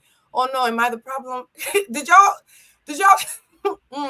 I've never asked you this before, friend. Did y'all at any point think I was being messy by having you have dinner with the nigga who broke my heart after I had, relations at the function? I've never asked you this before. You already. Look at Cheech. Cheech said I won the lotto at our wedding. Oh, Cheech. You Powerballs. So you already called it. I am the perfect wingman. You are. You and Estelle are. I will write a testimony. There is no instance. I can't hide my face from you. I can't hide my face from my husband. Cheech knows me. I can't. There's certain people I can't hide from. People I don't fucking like. Oh, baby, give me the Oscar now. Just give me the Oscar now, because I will sit up in their face and, oh, I'm so happy. This is so great. Oh, I love. Oh, this is wonderful. Oh, great. Yes, it's so good to see you. Knowing good and well, not 48 hours ago, your knees were to your ears getting put through the mattress. Through the headboard. That too. So I don't know. You're my friend. And you were single. So no. Thank you. You're right. And you know what's so crazy? Brianna. Even Brianna said you were single. Yes. Here's the thing. There was one part. Your wedding was so joyous. I feel like when I do the Netflix adaptation of this, because I've been told, my friends over at the Mama's Den podcast were like, you have to turn this into a script. I have to make sure that I do the wedding scene justice. The wedding was so joyous. It was, no, not that part of the wedding. I mean, the actual wedding, bitch. Don't be nasty. Well, you missed part of it. Okay, so there was one part where somebody can say, I can see you. There was one part where you guys are dancing, everybody's so fun, and you are on the dance floor. You know when the bride is having fun and they're on the dance floor, whatever? And another one of y'all's friends, I won't say his name, he pulled up to me while I was getting a bottle of Ray Nephew and was like, yo, what's your name? Like, hitting on me. And I was like, yo, what the fuck is it? Is my pheromones? Maybe I should be heartbroken more often. So that was another option. And I ran up to you on the dance floor, slightly tipsy, and said, Bridget, there's two boys trying to talk to me. Which one? And you said, this one. He's a good man. He has a good job. We know him. Go with that one. I said, okay. And I ran towards him, and that's the last y'all saw of me. But it was that moment of, even at your wedding, you're still being my wingman. Yeah. That's real friendship. I'm really happy that you found me at the time at whatever time that was, because I hadn't been driving the boat with Appleton bottles at that point. So your Irish relatives and Cheech's Jamaican relatives, this confirms that the Irish and the Jamaicans are just different. Yeah, it's the same people, y'all. At some point, Bridget's the white side of Bridget's none of my white family members turned down a drink, turned down a. They were more turned than some of the Jamaican. Like they were. For all my West Indians that know, my Irish cousins were Palancing. That should tell you everything that you need to know at that point. That wedding opened up something in my heart where I was like, oh man, love is real. It was a good time. Somebody said I'm full Jamaican and 11% Irish. Now, what did you think about? Somebody said, "Oh, Cheech said thank you for your presence." Well, thank you for everything. For your presence. Thank you for having such great friends, Cheech. Cheech made me cry when Cheech's father was up there. I laughed, I cried, like just seeing Black men who are actually worth a damn in abundance. I think I needed that. Mm-hmm. But also who are full of joy. Yeah, like happy Black men who care about like taking care of their families and being a good example and loving their sons. Like even seeing how Cheech is with his son, like, oh, I'm getting emotional. Don't get emotional. So we say all that to say, Love is Blind UK. Yes, Love is Blind, motherfucking. Oh, one last thing though. Watch who your friends are when you are talking about anything related to love. How your friends show up when you're falling in love and or getting your heart broken tells you a lot about if they're your friends. I watched people fail you while you were finding the love of your life, and you watched people fail me while I was getting my heart broken. Mm-hmm. And Chisha said, I'm my father's longest love affair. Jeez, I don't want to. Oh. Shout out to my father-in-law. He's the best. He's the illest. I love you, Cheech. This is why I love Cheech so much. Okay, go ahead. Yes. So, Love is Blind UK. Let's get into it. UK. How do we feel about this shit show? Because did you finish watching it? I watched half of the reunion when the was he Pakistani? Yes. When that couple, when he pulled that fuck shit of "You're perfect, it's me." I haven't watched the reunion yet. I'll watch the reunion later. I'll watch it today. But what do you think of the season overall? I'm a fan of. What are you a fan of? I'm a fan of British culture in that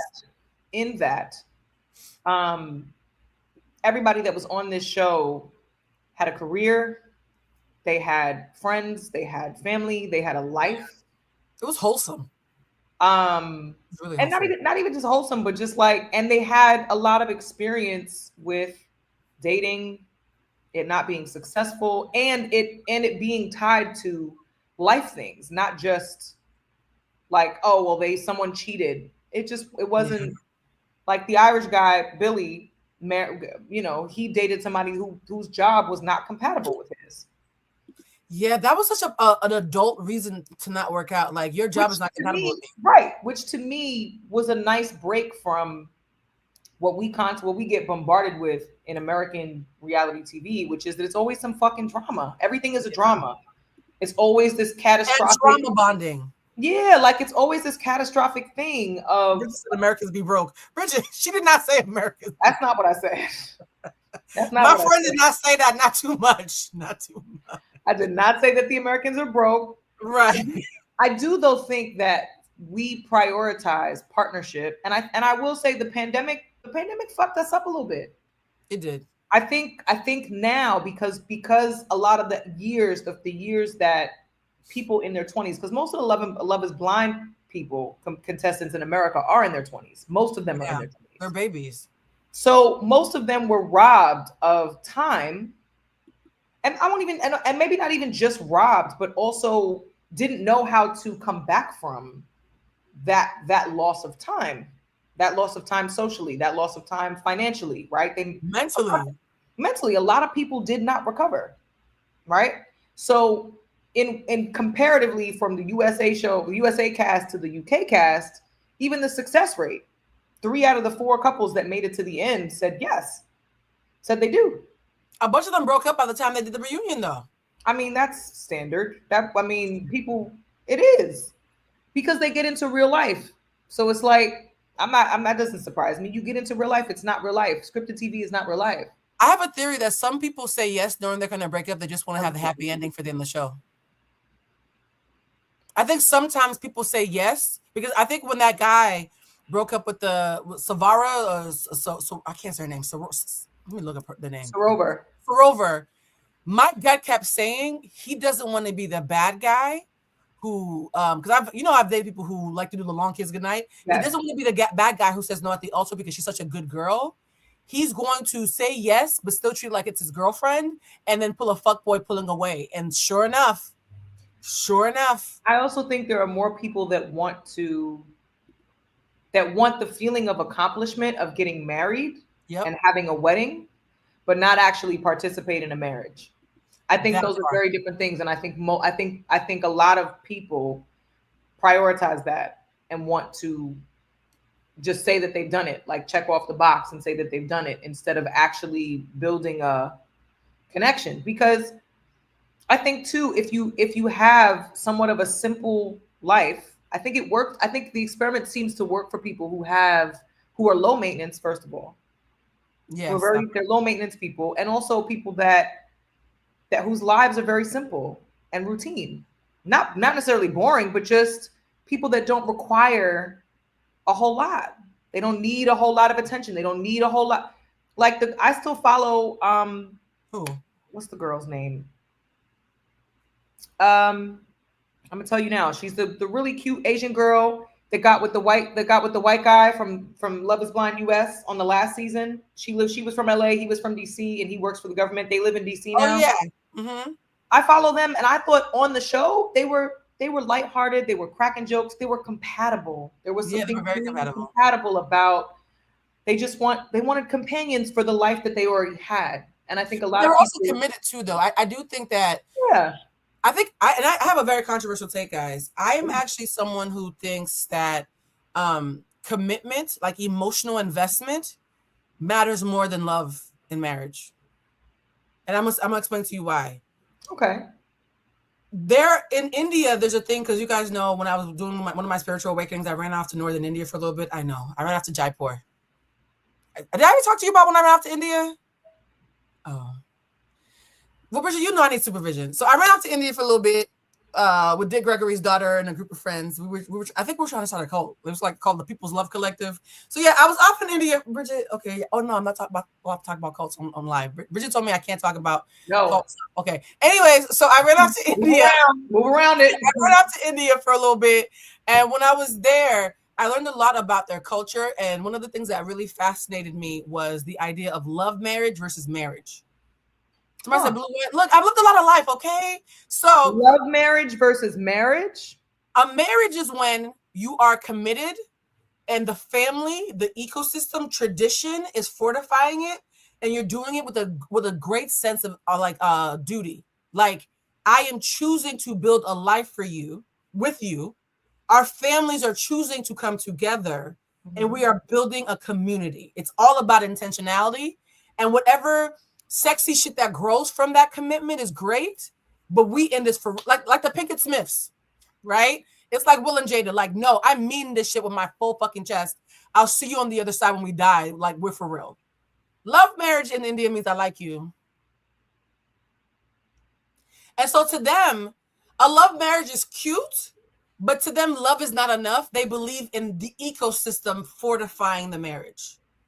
Personally, I came back different. I'm a lover girl. So, I'm very I'm a lover girl.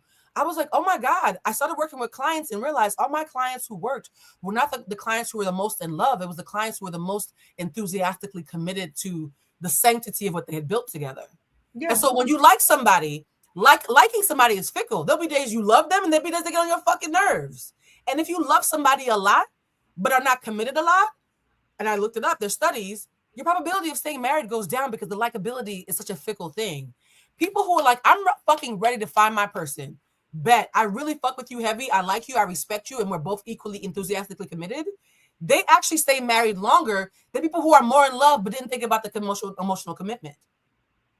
That makes sense. And so for me, someone who's realized that commitment, scientifically speaking, traditionally speaking, socioeconomically speaking, means more than just the love itself. In fact, when the love ebbs and flows, the commitment tends to fill in the gaps. Like, you're annoying me right now, and I respect you and love what we've built, and I meant it when I committed to you.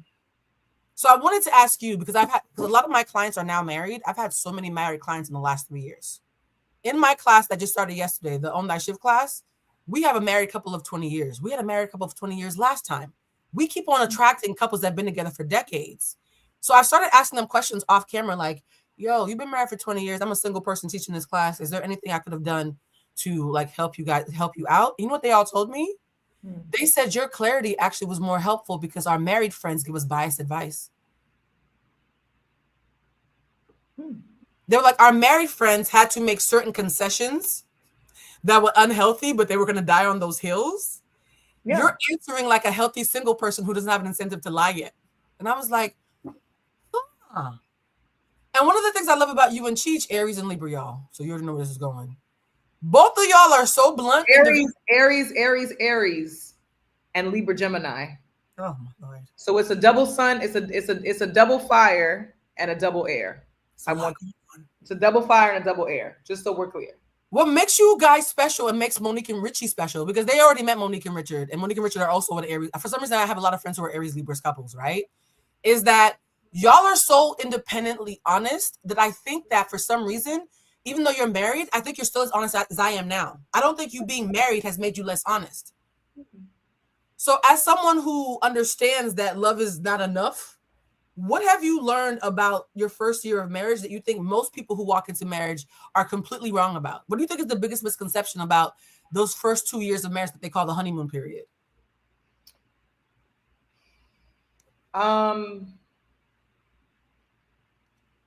It's literally seeing all of the things about yourself that you like and hate simultaneously.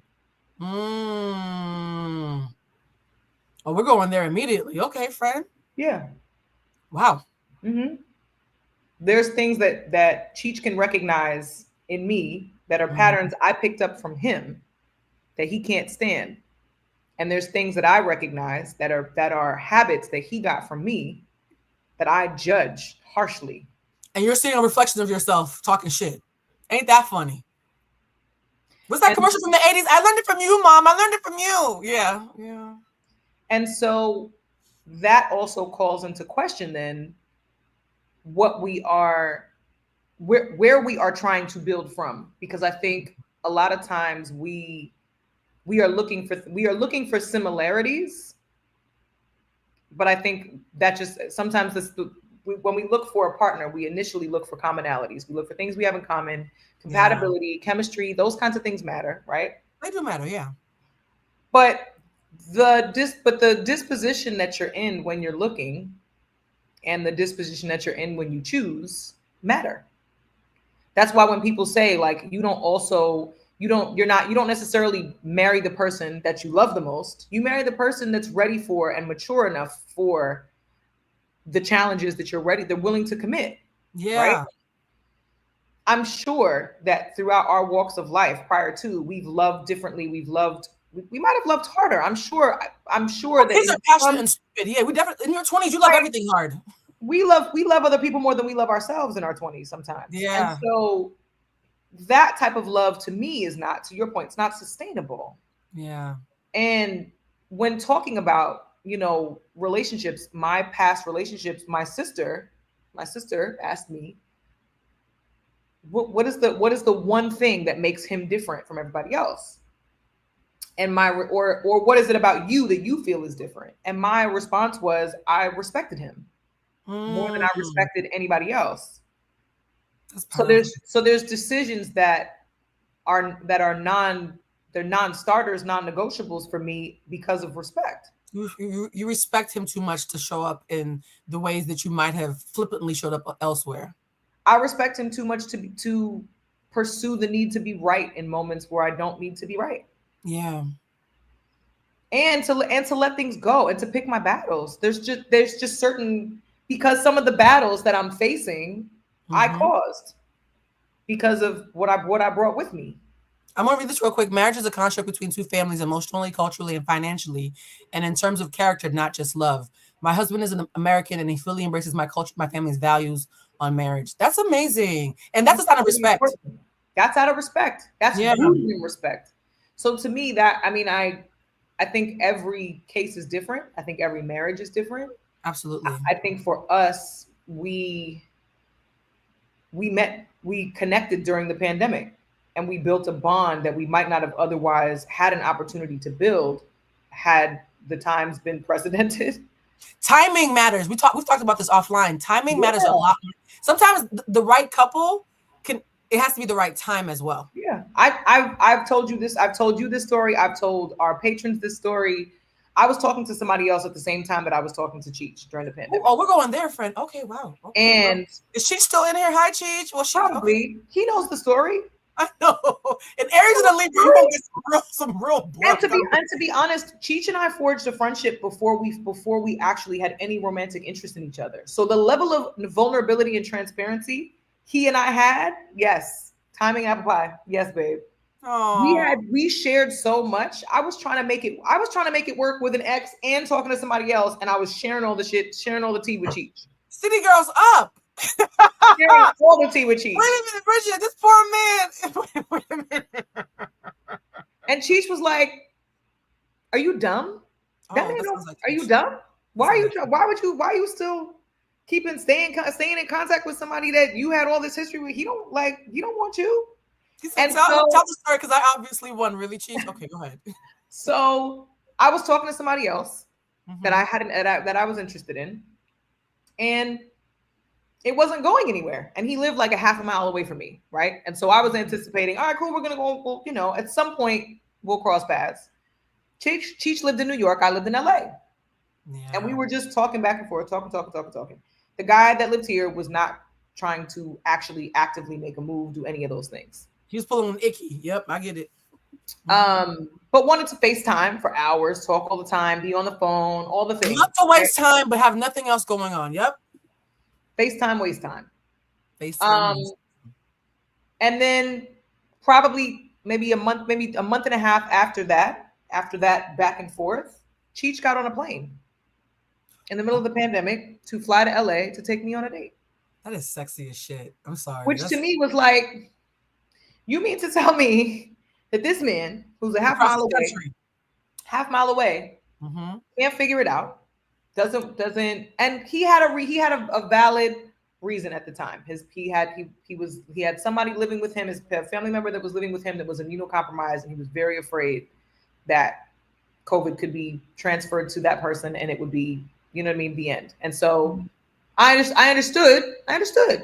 And also, I wanted my backbone out. So I'm not playing this game with you. I'm not immunocompromised. Oh, Bridget, wait a minute. I'm trying to get my box. I would like to get my back. I'm trying to get my box compromised. And we just got other priorities. We're not compatible. And Cheech got on a plane, flew across the country on a Delta plane with plastic on some of the seats because you couldn't sit on all the seats that early in the pandemic. Left the epicenter of the pandemic in New York, where New York was on fire at that time. Yes, and flew to Los Angeles, and we went to a drive-in movie. That's so beautiful. And it was a great time. We had a blast. We went shopping for Legos. We had a good time. That sounds like something I would love. That's so okay. So like we're the case in point of like we got together. We linked up one time, and we've been together ever since. We were together after that. What's it? Now stick beside him. Somebody said, "Wait, did Cheech's ego ever get triggered during that time?" And I think Cheech answered and said, "No, my ego never got triggered, not once." To whoever asked, I'm nowhere jealous of anything. I'm OD confident. I mean, anyone. The man said what the fuck he said, y'all. Every time. But did you hear that the thing though? He said I'm OD confident. I do think the thread is that every time I talk about a male baddie, the biggest issue is that to be a male baddie, there's a level of insecurity that got you there. Yeah, absolutely. That's why I said to you, anybody I dated in the past, I didn't respect as much because they didn't have that confidence and capacity to stand next to me. Mm-hmm. Oh my God, you guys ate apple pies and cherry frozen Cokes? I made him apple pies. I made small personal apple pies for us to take to the movies because I didn't know if the concession stand would be open because COVID. Bridget, now come on. You know, if you make a man an apple pie, that feels like you're auditioning. Like that's a wife. Bitch, you know what you were doing. I love you. I'm not. I sure did. I absolutely knew what I was. The man flew across the country.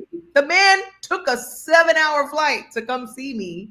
As a woman, if I'm making you apple pie, that's not all. I'm making you apple pie. I'm making you apple pie. Yeah. Somebody said that's a good man, Savannah. That's a good man, Savannah. Mm-hmm. It's true. That's and I will say, everybody makes the joke and it's cliche when they're like, oh, you know, if a man wants you, he'll come get you. Bitch, yes. Bitch, yes. Not somebody just compared me to her. The Blue said, damn, that's my dream date. My dream date. Not. He knows that's my dream date. No, Bridget will tell you, I'm a movie buff where literally everything that involves love involves a movie theater for me. Bridget will tell you. If I love you, I'm dragging you to the movie. So that speaks to my heart very specifically. Same. And funny enough, when I'm with Bridget and Cheech, one part of our love language, we lay around watching movies together, all three. We love to watch movies. We'll go to the movies, watch movies.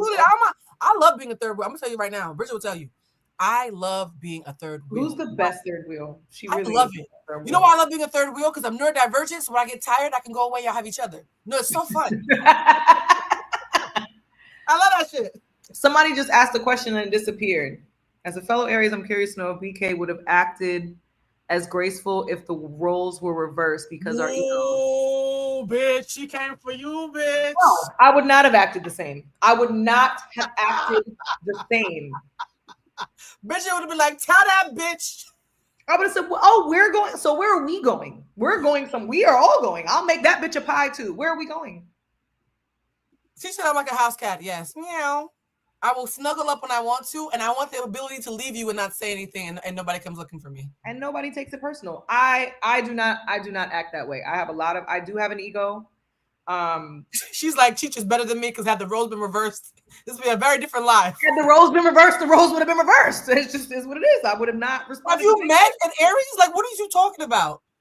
I'm sorry, what? There's a challenge? There's competition? Let me hold my beer. Like Romeo must die. She would have rolled up and would let me. Yeah. Well, and here's the thing, right? It's not about like fighting for your man and all those things. No. It's principality of the thing. My personality is just is really a who all gonna be there. I'll show up, pop out because who all gonna be there? Because I want to know. Not because I'm jealous, because I'm not gonna get left out. And if it comes down to Bridget, that's violence. I'm not gonna get left out. I'm not showing up. I'm not showing up to fight. It's not Bad Girls Club. But I definitely I'm gonna weigh the competition and weigh my options at the same time because I'm a fire sign. Mm-hmm. And so and I will match in romance, I will match energy. Yeah. And so when Cheech showed up with that kind of energy, I was like, cool, I will match this energy.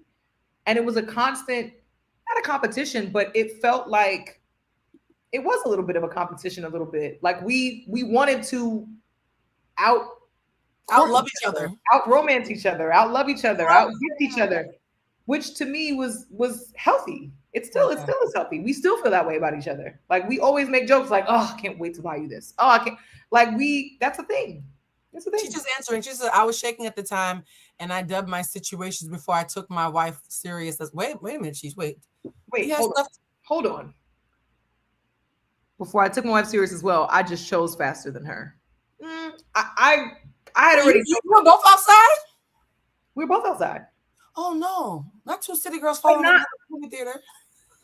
But not like not outside like that. But what was the pandemic? You can only go outside but so much. You had to be creative. Yeah. That was why it worked though. Because it wasn't bells and whistles. So it's like you can either show up intentionally and make the most of this time, or you can not be nonchalant and just carry on like it's whatever. I want all the chalants moving forward. I will say, me being the double Aries that I am, the lover girl that I am. Every time you say double Aries, it feels like violence. I was in love with Cheech before Cheech knew that I was in love with him. So I wasn't worried about competition either, because I was like, while he may have chosen me faster, oh baby, my ego was like, bitch, you're in love with him. Lock him down. Don't let him go. Lock him down. Lock the door. The apple pie told me that, friend. I was in love. I was already in love. I have a question. He actively chose, but in my brain, I was already like, mine. Had y'all met at Love is Blind? Because thinking about Love is Blind UK, they meet in a pod. Mm-hmm. Do you think that y'all could have found each other? Like when you watch those pods happen, thinking that you fell in love during the pandemic, which is kind of like being in a pod. I mean, I knew what he looked like, so not really. Okay. I was already like, he's fine. But I want you to finish this thought, because I want us to pivot back to Love is Blind, but I want you to land the plane on you being self-aware, because we always act like women do not have self-awareness, and it's such a fallacy. Hit it, love. I'm very self-aware. Mm-hmm. I'm very self-aware. And I think my experience in this honeymoon phase of marriage, we've endured a lot in this last year and a half. I came out of business partnerships. I lost friends. He's lost people close to him. Mm-hmm. We lost a baby. We lost a tube. You know what I mean? There's been a lot of loss and a lot of challenges that have put us in positions where if we did not love and respect each other and honor the commitment the way we do, mm-hmm. I don't know if we would make it, to be honest. I don't know if we would make it beyond. There's a lot of stuff that tested us that I think really could have. First 2 years of marriage, a lot of people might have looked at each other and been like, you know what? Maybe we should just maybe not so much. Maybe the wedding was supposed to be a party. Yeah. Maybe you know what I'm saying? And I don't think either one of us got to that place where we felt like maybe I will say both of us financially were like, we could have invited less people. We could have. It was a very opulent affair, friend. We could have invited less people, but it did not give a budget when you had the wedding. I will say this: we talked about this. I think it was yesterday, about how I had the same best friend for 24 years, and he was the most important man in my life. So I feel like I had a gay husband. And for me, funny enough, maybe this is me being a triple Virgo, the stuff that scares people is the stuff that actually makes me feel safest. Like the 24 years of watching people die, watching him go to the emergency room because he had a psychotic break, me having my stuff, you know what I mean? We went through hell together, and it actually made me love him more. Yeah. And it's so funny that when you study emotional intelligence, they say that intimacy is built through adversity. And after 24 years of all types of fuck shit, what made me leave was when he acted like he didn't respect me anymore. The minute I felt like the respect was compromised, I was like, oh man, I'm out. He was like, excuse me? I've known you since 1992. I was like, I'm out. Right? Yeah. And it's so funny that you mentioned that respect is what made you opt in, and the lack of respect is what made me opt out. No, that makes complete sense. Think about how many decisions and choices that you've made in regards to somebody when you respect them versus when you don't. It moves different. It smells different. It tastes different. It looks different. And I believe that in a situation like Love is Blind, you don't have to earn love, but you do have to earn respect. So I think you can emotionally feel connected to somebody, right? And love somebody. I actually do think you can love somebody and not respect them. I do. Absolutely. I think that's fully possible. So I think for Love is Blind, people do fall in love in those pods. People connect because they feel seen. And sometimes being seen it's nothing to do with the physical aspect of it, but really just a connection, some kind of connection on something that is traumatic or something that has been debilitating as a kid or a young adult. Like some of that is trauma bonding, but I also think that depending on where you are at in that journey, you could have overcome it and healed and both met at a healing place and still have that be a beautiful bond. So I predicted a couple, and I want to hear about your predictions. The minute I saw Love is Blind and it's on camera, because I did it within an hour of watching it, I came on live and said, I'm going to talk about 2 fuck shit couples, and I'm going to talk about 1 couple that I actually believe in. You saw the video, right? Mm-hmm. And I kept on saying, like, I think that Kieran and that Megan girl, even though Sophie's trying to be a little hoe bag in the corner, watching him, I kept on seeing green flags even in the middle of shit being messy. Somebody in the comments, I had to delete because it got disrespectful. And this is not a democracy, guys. Pretend I'm Jackie Aina, I would delete you.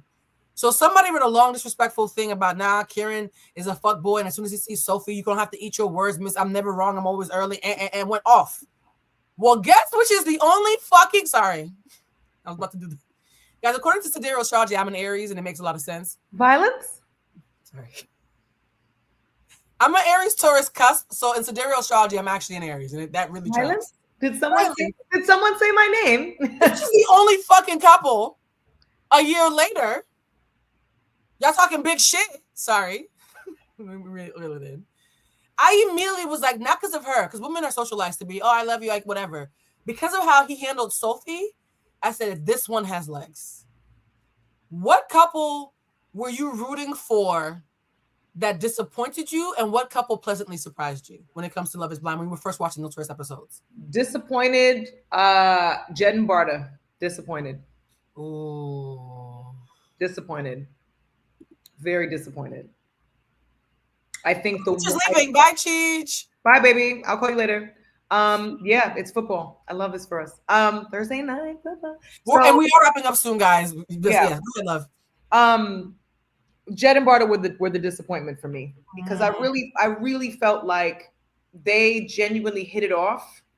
I felt like they had enough in common to work through something. Yeah. I think the minute they caught a glimmer of things that didn't work, that didn't seem to be non-negotiables, right? Like the Billy and the other girl, I don't remember her name, but Billy and the other girl to me were way more like, oh, this isn't gonna go through because he's anal about diet and very rigid in the grocery store. That was really triggering. Yeah. And he doesn't respect her job. And in the pod, she's like, oh, I don't have to do that job. I can do something else. Not once did we ever see a conversation about, hey, so I know the job thing is uncomfortable for you. I'm thinking about blah, blah, blah, blah, blah. She never revisited that, despite him being very vocal about the fact that this could possibly be a thing for him down the line. I'm going to choose you because I see the bigger picture. And also your job could be a source of contention for us later on. She never brought it back up. Never brought it back up. So that to me was like, red flag. Do you think it was spiritual? Do you think that sometimes when you have something that's important, you might not speak up because you're scared because you won't get another chance at love? People do that a lot. Well, no, he did speak up. He did speak up. He chose her and still was like, this is still going to be a thing for me, and said it multiple times throughout the process. And at no point was her response, okay, let me look into something different. At no point did she even suggest it. She was in the pause was the only time where she was like, maybe this, blah, blah, blah. Even when he brought it to her twice. I'm gonna pull up some of the couples. Ashley, that's her name. So it was Ashley and Billy, yeah. So to me, that was red flag central for her because she's not listening. You're not listening. You're watching his actions, but he's being very vocal and vulnerable about what he's needing and feeling, and you are just bulldozing over it to say, well, no, it'll be fine. We can make it work. We can make it work. That's not a solution. Jed and Barta disappointed me because I think the money thing for her made her uncomfortable. And she looked at him like he was a controlling person when culturally he was raised to provide. And in actuality, she didn't give him a chance to, she didn't give him a chance to give her a chance to relax. Yeah. He was trying to give her an opportunity to relax. She's a control freak though. Like I'm not a misogynist, but there were a couple of times I'm like, sis, sit the fuck down. Like, let him be a man. Well, one of her friends, luckily, when they were talking in one of the episodes, one of her homegirls was like, that's just what makes him feel like a man. And he knows you have it. He's not trying to control you. But for him, what makes him feel like a man is making you feel like he's got it. And if he's got it, bitch, let him have it. Like, why is that the hill you need to die on? Somebody said that she was hyper independent, which actually is a trauma response. Yes, I feel like there was a man in her life who got a woman to surrender, and there was a failure that happened, and she said to herself, you're never going to catch me slipping like that. Correct. It feels like she watched somebody fail somebody, and she's like, never me. But also, based on what she's been through, she said she was from Kosovo. Her family fled the country to create something for themselves. So he's Albanian. They have a similar culture. Yeah, well, she's Albanian. He's Lebanese. Yeah, so Albanian, Lebanese. So if they have a similar culture, I actually thought the cultural piece was going to make her and him a better fit. Well, no, because the circumstances in which she was born and brought up was in the middle of a civil war. That's true. He said she's from Pristina and from Kosovo. That was a tumultuous time because she's 30, I think. Yeah. I know. I've seen a few people reference Kosovo during that time. That was a horrific experience. And so I remember this was on the news. Yeah. You got to remember the trauma she's coming with, even watching her parents, and her mother is like, she just wants to make her mother proud and make her mother. She is hyper independent. So that was disappointing to me because I felt like she got scared. I think they actually were really compatible, and I think incredibly compatible. And I just think she got scared and she opted out because she was afraid. Her hyper independence made her afraid that she was going to mess it up. I want us to go through the couples real quick because I want to make sure that we look at all of them. Ashley and Billy, what are your thoughts around Mr. Food? Because he made me nervous with he's military. He's military. I think that just comes with the territory of a lot of men that are in the military. Unfortunately, not just men. I think people in general who are in the military who constantly go back and keep going back and keep going back to do more tours, it becomes a part of their identity. And so the only things that they can control, they are very controlling about. I didn't like it. It made my stomach hurt a little bit. And I think that she also was not wrong in feeling put off, because I could see how watching it was it seemed like it could be frivolous. It wasn't as somebody who used to have an eating disorder, trigger warning, as somebody who used to have ED, and ED is just not about fat people. You can be really, really thin and struggle with that as well. She flat out said, I used to be thin to the point where I was force feed myself to gain weight. And I just learned to make peace with food. You being weird about food, it triggers me. Yeah. And I don't think he handled that with enough care, to be honest. No, I don't think he handled that with enough care. I don't think he had the bandwidth or to be sensitive enough about it. So that was a red flag to me. I was not a fan. I thought that they both, Barta's family failed the family. Barta's dad failed the family, so she's scared. Yeah. Trauma. And also in a lot of those cultures, there is a heavy pressure on the children to take care of the elder people. Absolutely. And if she's the oldest kid or if she's the middle, whatever. Oldest daughter syndrome. Daughter syndrome. Oh my God. You know how many women we know that are shout out to the oldest daughters, because a couple of my friends are the oldest daughters, and baby, I think that should be considered a form of neurodivergence because I think they should be entitled to compensation. That's if you're the oldest daughter, you actually probably are entitled to compensation because you were doing other people's work. So Soror and Cal, I'm gonna be honest. I was rooting for them until he said the princess line, and that felt a little love bombing to me. And then blonde girls are his type. That was another red flag for me. I do believe that he said yes at the altar because he didn't want to be the bad guy. I believe that he knew at the altar that they were not going to last, and he did it for vibes. I wasn't surprised about how they ended up breaking up in the reunion. Them breaking up in the reunion, even the way he broke up with her was exactly what my gut was telling him about him. What were your thoughts when you first saw it? Because at first I actually liked them. I haven't seen the breakup yet. But it's the reunion, yeah. I actually really liked this couple a lot. I did. I did it first. I think but I feel like they should have been disqualified from the experiment when they discussed what the race was. Thank you. I was like, it's called Love is Blind. The minute they knew that he was Pakistani, half Pakistani, and she was Indian, that should have been grounds for disqualification, in my opinion. Only because both of them had something to prove. Yeah.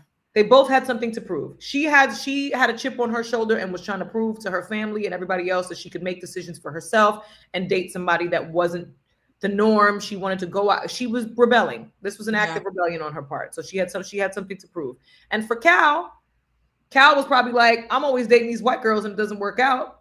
Let me see if I could date somebody that I don't know, and then ends up finding out she's Indian and is like, okay, cool. I mean, culturally it's a little different, but I guess. He confessed, by the way. So in the reunion, Cal confesses that his brothers are all married and he felt left out, and he did it because he wanted to be part of the collective and then realized that he didn't know how to be married. That is so fucking selfish. The man owns a gym. That didn't tell you that you're not ready to be married? Respectfully. Damn. Bridget. No. Shout out to all the married gym owners. Bridget didn't mean you're such an Aries. Jesus Christ. You are a single, solid man at 32 with light eyes, and you own a gym. You're a light-eyed man from Pakistan. Yeah. You already know that it's giving fuckboy. It's giving, And to me, it's not even giving fuckboy, right? His brother basically called him a fuckboy. His brother was like, I don't think that he got it. His brother wasn't bullshit. I'm gonna be kind. Okay. And I'm gonna say, now we're choosing that. Okay. I'm gonna be kind. I'm reluctant to be kind, but I'm gonna be kind, and just say that he's unserious. I think he's an unserious man. His family said he was unserious, so they agree with you too. Like, to me, it was everything about that profile was unserious. So to me, that's kind of like, you're not, whatever cultural connection you are looking for, the type of provision that is necessary in order for that to be a solid foundation or considered a solid foundation, you ain't got it. I'm gonna say this politely. The girl from Kosovo who dealt with Kosovo is his type. Soror could not be any more different than her. Mm-hmm. I don't think he was ever attracted to her. I'm gonna just say it normally. I don't think he was. I don't know if I agree with that. I just know, but I just can't shake the feeling that he thought she was a cute girl who was a good girl, and he wanted it to grow, and it didn't grow. But I don't think that there was any raw, passionate attraction to her. I think he falls into the category of mixed men with white moms. If we address the mixed men with white moms disability on Patreon. So I highly recommend. They're going on his bangs, girl. They're going in on this man's bangs in the comments. Go ahead. I highly recommend. Yeah, the haircut is bad, all of it. But that's everybody. All of it was so bad. All of it was bad. That haircut was awful. Why are we combing that foot? You don't have to put gel in it. It's just gonna fall. Just because it's a white boy thing. Okay, go ahead. Yeah, I know, but that's my point. You got to watch. Please join our Patreon. The episode that we dropped yesterday, actually, and it's available for all tiers. The episode we dropped yesterday, we do a analysis of mixed men with white moms. Not an analysis. We sound so smart. Analysis of mixed men with white moms, white mothers. Yes. Because I think there is a lot to be said about, because you didn't notice his dad was nowhere in the mix. Yeah, and his white His mama dad was hating. nowhere in the mix, so it's very white centric for him. So that doesn't surprise me, unfortunately. I don't think it's that he wasn't attracted. I don't think he saw that long term fitting in with the family and the model that he's looking for. And on top of that, you own a gym. You own a gym in a white part. If the gym bros get one more straight, own a gym in a white part of northern England. You want a white woman who's going to help you sell memberships. That's the like. That's what you go. That's the model. What do we think about Megan and Kieran and how they dealt with the Sophie attempted love triangle? I actually didn't. I didn't care about Sophie. Sophie was a non-factor to me. You know when I knew I liked Kieran? When bum ass Javen sat there and lied in their faces. Yep. And she got up and walked out. And he said, "I'm sorry for disrespecting your lady." And he was like, "Thank you for that. And also, I saw the same shit too." So,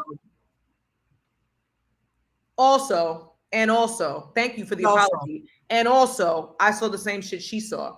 And it's giving Nicolandria. Kieran was giving Nicolandria with her. And it's giving, I wasn't gonna sit here and be a bitch. Yep. I wasn't gonna sit here and be a bitch and be like, yeah, and we saw, nah, he let his girl get her shit off. And then when the minute she exited, man to man, looked at that man and said, "Thank you for that apology. And also, you did that shit." I was so funny. Javen really thought that he was going to bulldoze his way past the conversation. You know when somebody's lying, but they think they can finesse you face to face? The fact that the only person you called to corroborate your story was a man who is listening to his spleen, please. Nice. You lost me. You lost me, bro. You lost me. He could have called Sophie. Had he called Sophie and been like, right. Had he called Sophie and been like, "Sophie, they think I'm playing games. They think I was all in your face and all in your grill. Can you tell them what's up, please?" Had he did that, I would have had more respect. The fact that you told me the only person that you called to get advice from about your fuckery was Patrick. Patrick. By the way, I love how Kieran doesn't even give Sophie eye contact at the reunion. He knows a dodge bullet at Sophie was so convinced that she was going to be the blonde bombshell, and to have her then be looking at Javen, I'm like, which one is your type? Like, girl. I actually think men like Javen are her type. I do too. That says a lot. I think she because you know why? Because she already knows she can't bring them home and she's already emotionally unavailable. So it's fun to do something that's gonna make your parents cry. I think she's so emotionally unavailable. It's a power trip. You know who the teacher reminds me of? Who? His aunt? Because it was giving auntie and nephew vibes the entire time. It kind of skeeved me out.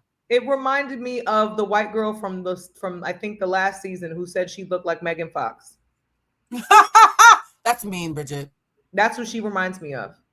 And the reason that she reminds me of that girl who said some people tell me I look like Megan Fox is because she has a certain idea of who she thinks she can pull and who she doesn't. Oh, you really chose violence. Oh, wow. Okay. No, and it upset me because she's a beautiful girl. She is a beautiful girl. She's a beautiful girl. She was funny. She doesn't have a lot of wherewithal, but that's okay because I think she's had bad experiences that have shaped her and help and conditioned her to make the type of choices that she chooses. Yeah. But I also think that in a case like Love is Blind, where somebody can't reject you if they don't see what you look like, if you are a person who's insecure about your physical appearance, you are going to use that to your advantage and leverage that in the best way that you can. Yeah. And I think someone like based on her experience and what a lot of women's experience is, mine included, before I got married, when I was dating, there are men that you think if they are kind to you, that they're probably ugly. Yeah. What's that old Groucho Marx line? I don't want to be a part of any club that would have me. It's like, but if I don't like me and you like me, something's wrong with you because I'm not likable. That was the first thing she said. I don't understand why he would choose me. Once she said that, I was like, oh, this girl's, she's not gonna make it through. She's not gonna make it through. I made a comment that was controversial. I said, hey, they didn't know what she looked like because it was behind a wall, but they said, no, her name is Katisha. And she said that she was part Spanish. So they immediately knew she was light skinned. I was like, oh, I didn't catch that. I didn't catch the part Spanish either, but she did. Yeah, say I thought that they didn't know because it could have been any black girl. They were like, no, she said she was part Spanish. I was like, so she was thinking that she was mixed. Her name is Katisha, and she's from Scotland. I don't know one country on this earth where there are white women with any Isha at the end of their name. I thought that, they're fighting for a black girl without knowing what complexion she is. And they were like, no, honey, her name is Katisha. They knew she was black, but she also mentioned she was Spanish to signal what kind of black. From Scotland, which, as we've seen, a lot of people did not realize that there were black people in Scotland. So if you telling me your name is Katisha, you from Scotland, I'm assuming you light bright too. Jamaican and Scottish. Boom. Yes. So, sorry, Scottish and which one? Spanish and Jamaican, but it's like white. Yeah. Well, I think Katisha, she was a big disappointment because I was rooting for her and Jabem was pissing me off, and then I realized they both suck. Yeah, I didn't feel bad once because I like the fact that people called that a couple people that Cal called her out on her choice. I loved it though. Even though I hate Cal's bangs, I love that he stood on business for his boy. I really do love that. I thought that was really fire. I thought Demola was a stand-up man in being happy for them and letting them, go off the cliff and carry on. Do whatever you got to do. Best of luck to y'all. God bless. Namaste. The fuck away from me. I love. You think he's getting laid right now? Do you think that his DMs are blowing up? I think Demola is going to get the best array, the best options of box he's ever gotten in his life. And I love that. Wow, not box, Bridget. Yes. Prime quality, top shelf. And I love that for him. And I hope that he finds the love that he deserves because he was too good for everybody on that show. He really was. Demola is, that's the end of the couples. Demola was such a, and I want to look up what he looks like for people who maybe don't watch the show. Demola was such a kind man, honestly. Yeah. Sometimes let's see what he's doing. We associate with men, and I say we lightly because it's not all of us, but there are a lot of people who associate kindness with men with weakness, and with being unattractive. Just like I think he's attractive. Am I crazy? I thought Demola was I think he's attractive. I think he's attractive. But what I'm saying is, as women, sometimes we think, what the fuck is going on here? Why is he being kind? We question it. But if you haven't seen him, so then you're just thinking that this is a strategy for him to get you without seeing you, right? And so you would assume maybe he's not the attractive one, right? Yeah, you think because he's nice, he must be an ugly goober. That's true. And with women who are bitchy, Sophie was a bitch in the pods. She is a case, and she is the quintessential. She's the quintessential bitch that probably pulled a bunch of dudes that she was not good enough for, but because she was pretty, she had a chance. That's pretty privilege written all over it. All over it. And I love that it didn't work because she said it to Kieran. Yeah. In the pod. Just pick me, babe. When you see me, you won't be disappointed. What? Girl, pack it up. Pack it up. Go home. Pack it up. You know what's so funny? On the live, I said, I just watched the show 40 minutes ago, but why is Sophie acting like a big Scorpio? They all looked up, they're like, honey, she is a Scorpio.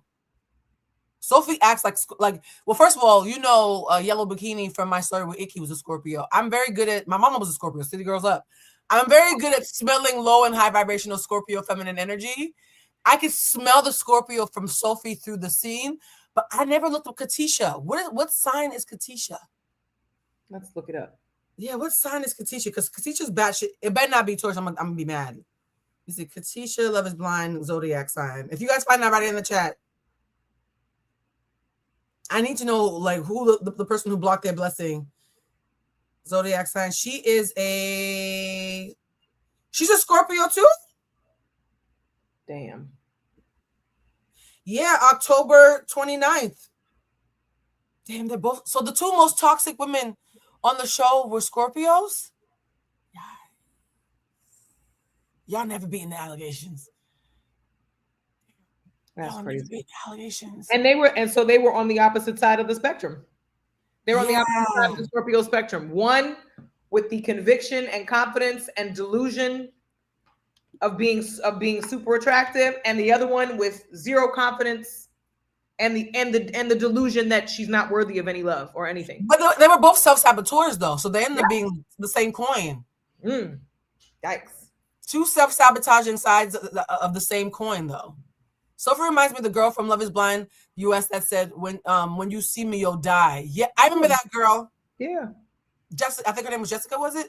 I think saying shit like that to me is you should be disqualified. Bragging on your looks in a thing like in a conversation. Really? Yes. Okay, so this brings up something really interesting. Katisha's talking about she's Jamaican, so you're already telling people that the Pakistani and whatnot. You should see how good I look. What do you think Love Is Blind should start having disqualifications for people who try to hint at their appearance? Yes, I do. What about Black women who want to hint they're Black so that they don't accidentally get chosen by an anti-Black man, though? Anti-Black men will give up the goods within conversation. Because you know how they say that Black women, we were talking last night how London was like the research that shows that Black women are the only race of women who have to make sure that their men like them because their men usually go elsewhere. If you're a Black woman who's on Love Is Blind, you're like, damn, I need to make sure they all know I'm Black so that if they're anti-Black, they can just self-police. Do you see I think some of that onus needs to fall on the producers as well. You got to be really clear who you're casting. I think they spoke about that. They said on Reddit. I think in general the casting directors have dropped the ball on Love Is Blind and on Love Island in a couple different seasons. Married at First Sight said they actually can't cast shows like that because they can't find enough Black men who like Black women, though. So the producers actually clapped back and said, that's not realistic. We wouldn't have shows if we only had men who like Black women. They actually said that from Married. And you know what? I actually believe that. Because I guarantee a black man who loves a Black woman probably has a Black mother that's like, do not go on that fucking television and show and embarrass us. You could find a worthy, qualified Black woman off of reality television. Yeah. So that actually tracks to me. That tracks. There's an element of pride, with the exception of men like Ace. But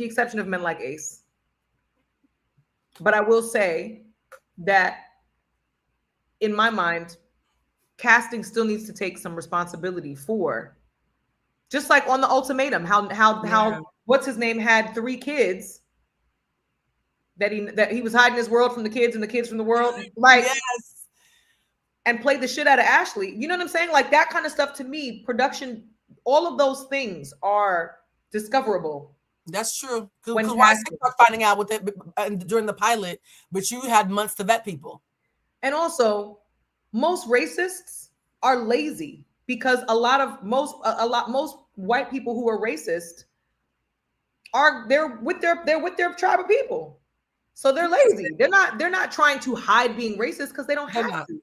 So at some point you're gonna find somebody that you mean to tell me in a conversation with a white man he's not gonna say something that is racially, there's an undertone that's coded.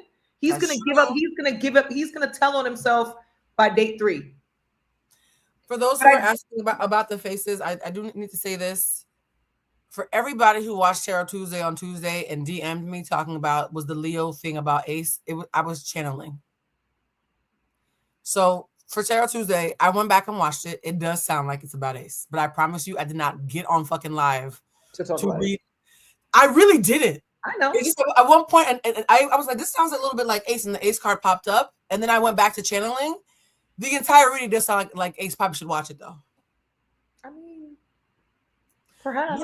Before we wrap up, what are your thoughts on Nicolandria and the Ace interview? Because I said I wouldn't talk about it, but it has come up so many times in this chat, in the comments. What were your? Y'all already know my thoughts. It went viral. I ain't got shit else to say. I'm gonna let Bridget Kelly say her thoughts on that fuck shit while I just listen. I don't have any thoughts either. I think when you are happy in your relationship, when you are happy with your home, with whatever it is that you have chosen for yourself, you are less inclined to shit on other couples. That's my thought. That is my thought. And do you think it's possible to be in a loving relationship with a man that you're obsessed with and not know that he felt like that about your friends? Yes, I do think that's possible. Do you think that's what happened in this scenario as much as Ace talks? Yes, I do.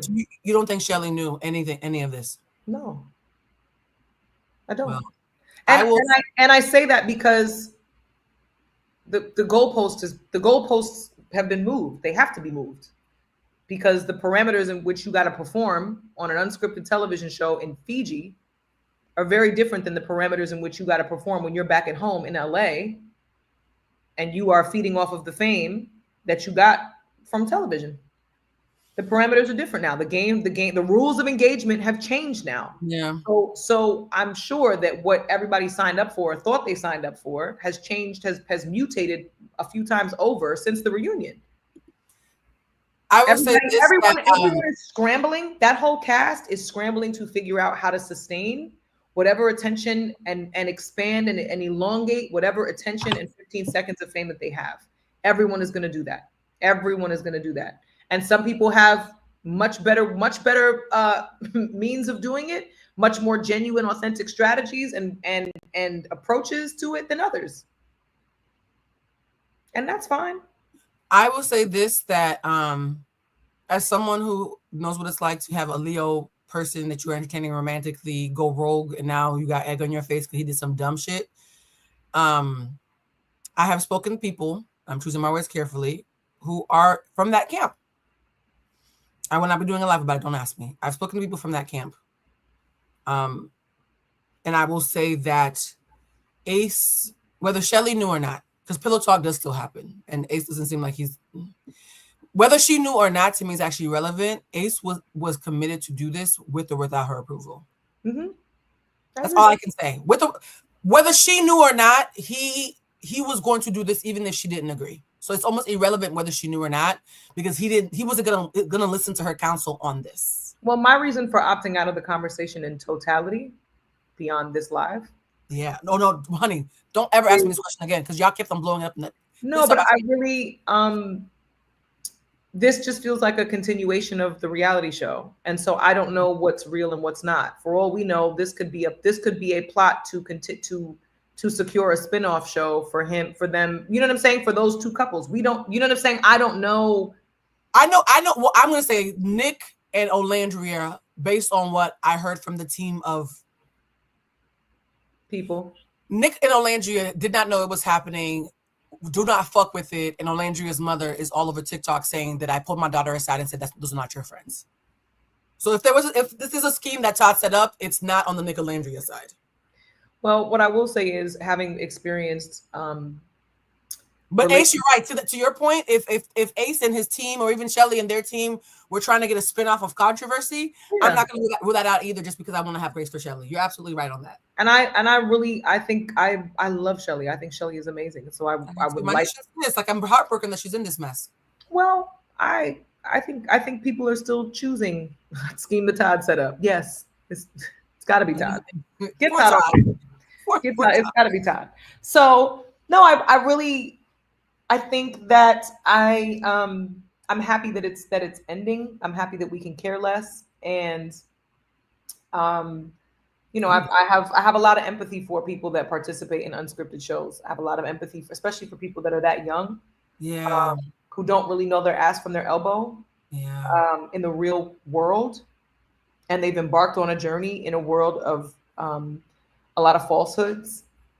And I think that young men and young women need to be conscious who you tether yourself to. Mm-hmm.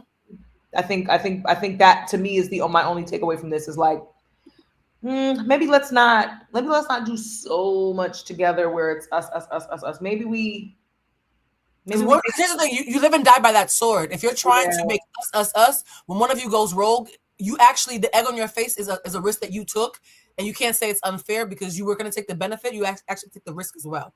You can't only want to be a couple when it's helping you. Which I think is the hard part about Shelly. It's kind of like, if it was, because to be very fair, I would go on a limb and say everybody who loves Shelly and loves Olandria would actually be totally fine if both of those gentlemen got the fuck on. Because I would absolutely Team Shalandria is big. I would be subscribed to a spinoff show. I would be Lock, sign me up. Give me all the things. Lock me in. I'm down. Olandria was planning to move with Shelly and be roommates in LA, and now that is impossible. There's a 0% chance of that happening. You ruined the back for your girl. Sorry. I am in support of that. No, and to be honest, we don't know if they have. Maybe Shelly will, come to her senses about it. I don't know. But Bridget, let's wrap this up. Tell the people where they can find you, because this has been a marathon, but it was so worth it. I can't believe that you do this. You did this for 4 hours. I did it for 4 hours on Tuesday. 4.5. It's not free money, child. I'm earning every fucking penny, child. Look at Bridget's face. You're not tired? Yes. Yes. Yes, I am. So tell the people where they can find you so I can go lay down. I'm gonna go. Patreon, everything is fine. Yes. Thank you, Flo. Yeah, it's everything is fine _ patreon.com, everything is fine _ I am Bridget Kelly on. Yeah, we just been here chatting. I know the time goes by. It's crazy. I'm happy I don't have anything to do till 7 o'clock today. So very happy about this. Yeah, it's I am Bridget Kelly on everything. Threads, Instagram, everything. And soon we'll have a TikTok. Yes. Tiki-taki. You gonna do a little dances? Against my better judgment, the tick of the top. We'll see. Am I gonna do dancing? No, I'm not gonna do dancing. I'm not gonna do dancing. TikTok doesn't pay, so it's just for visibility, child. My friend got 5 million views, and he got $1,700 for 5 million views. 5 million views. Wow. 5 million. I got about 5 million views. About the same thing. He should go work for the cutting room floor. Oh. Okay, you know what? On that note, I love y'all. We're gonna end the chat for a quick second. All right, guys, this has been great. Please share with a friend. Go follow Bridget. I am Bridget Kelly on everything. You guys already seen the link for Everything is Fine, and I will make sure that I copy and paste it into the description box as well. Thank you to everybody who bought the candles. Thank you for everybody who stuck around for this long.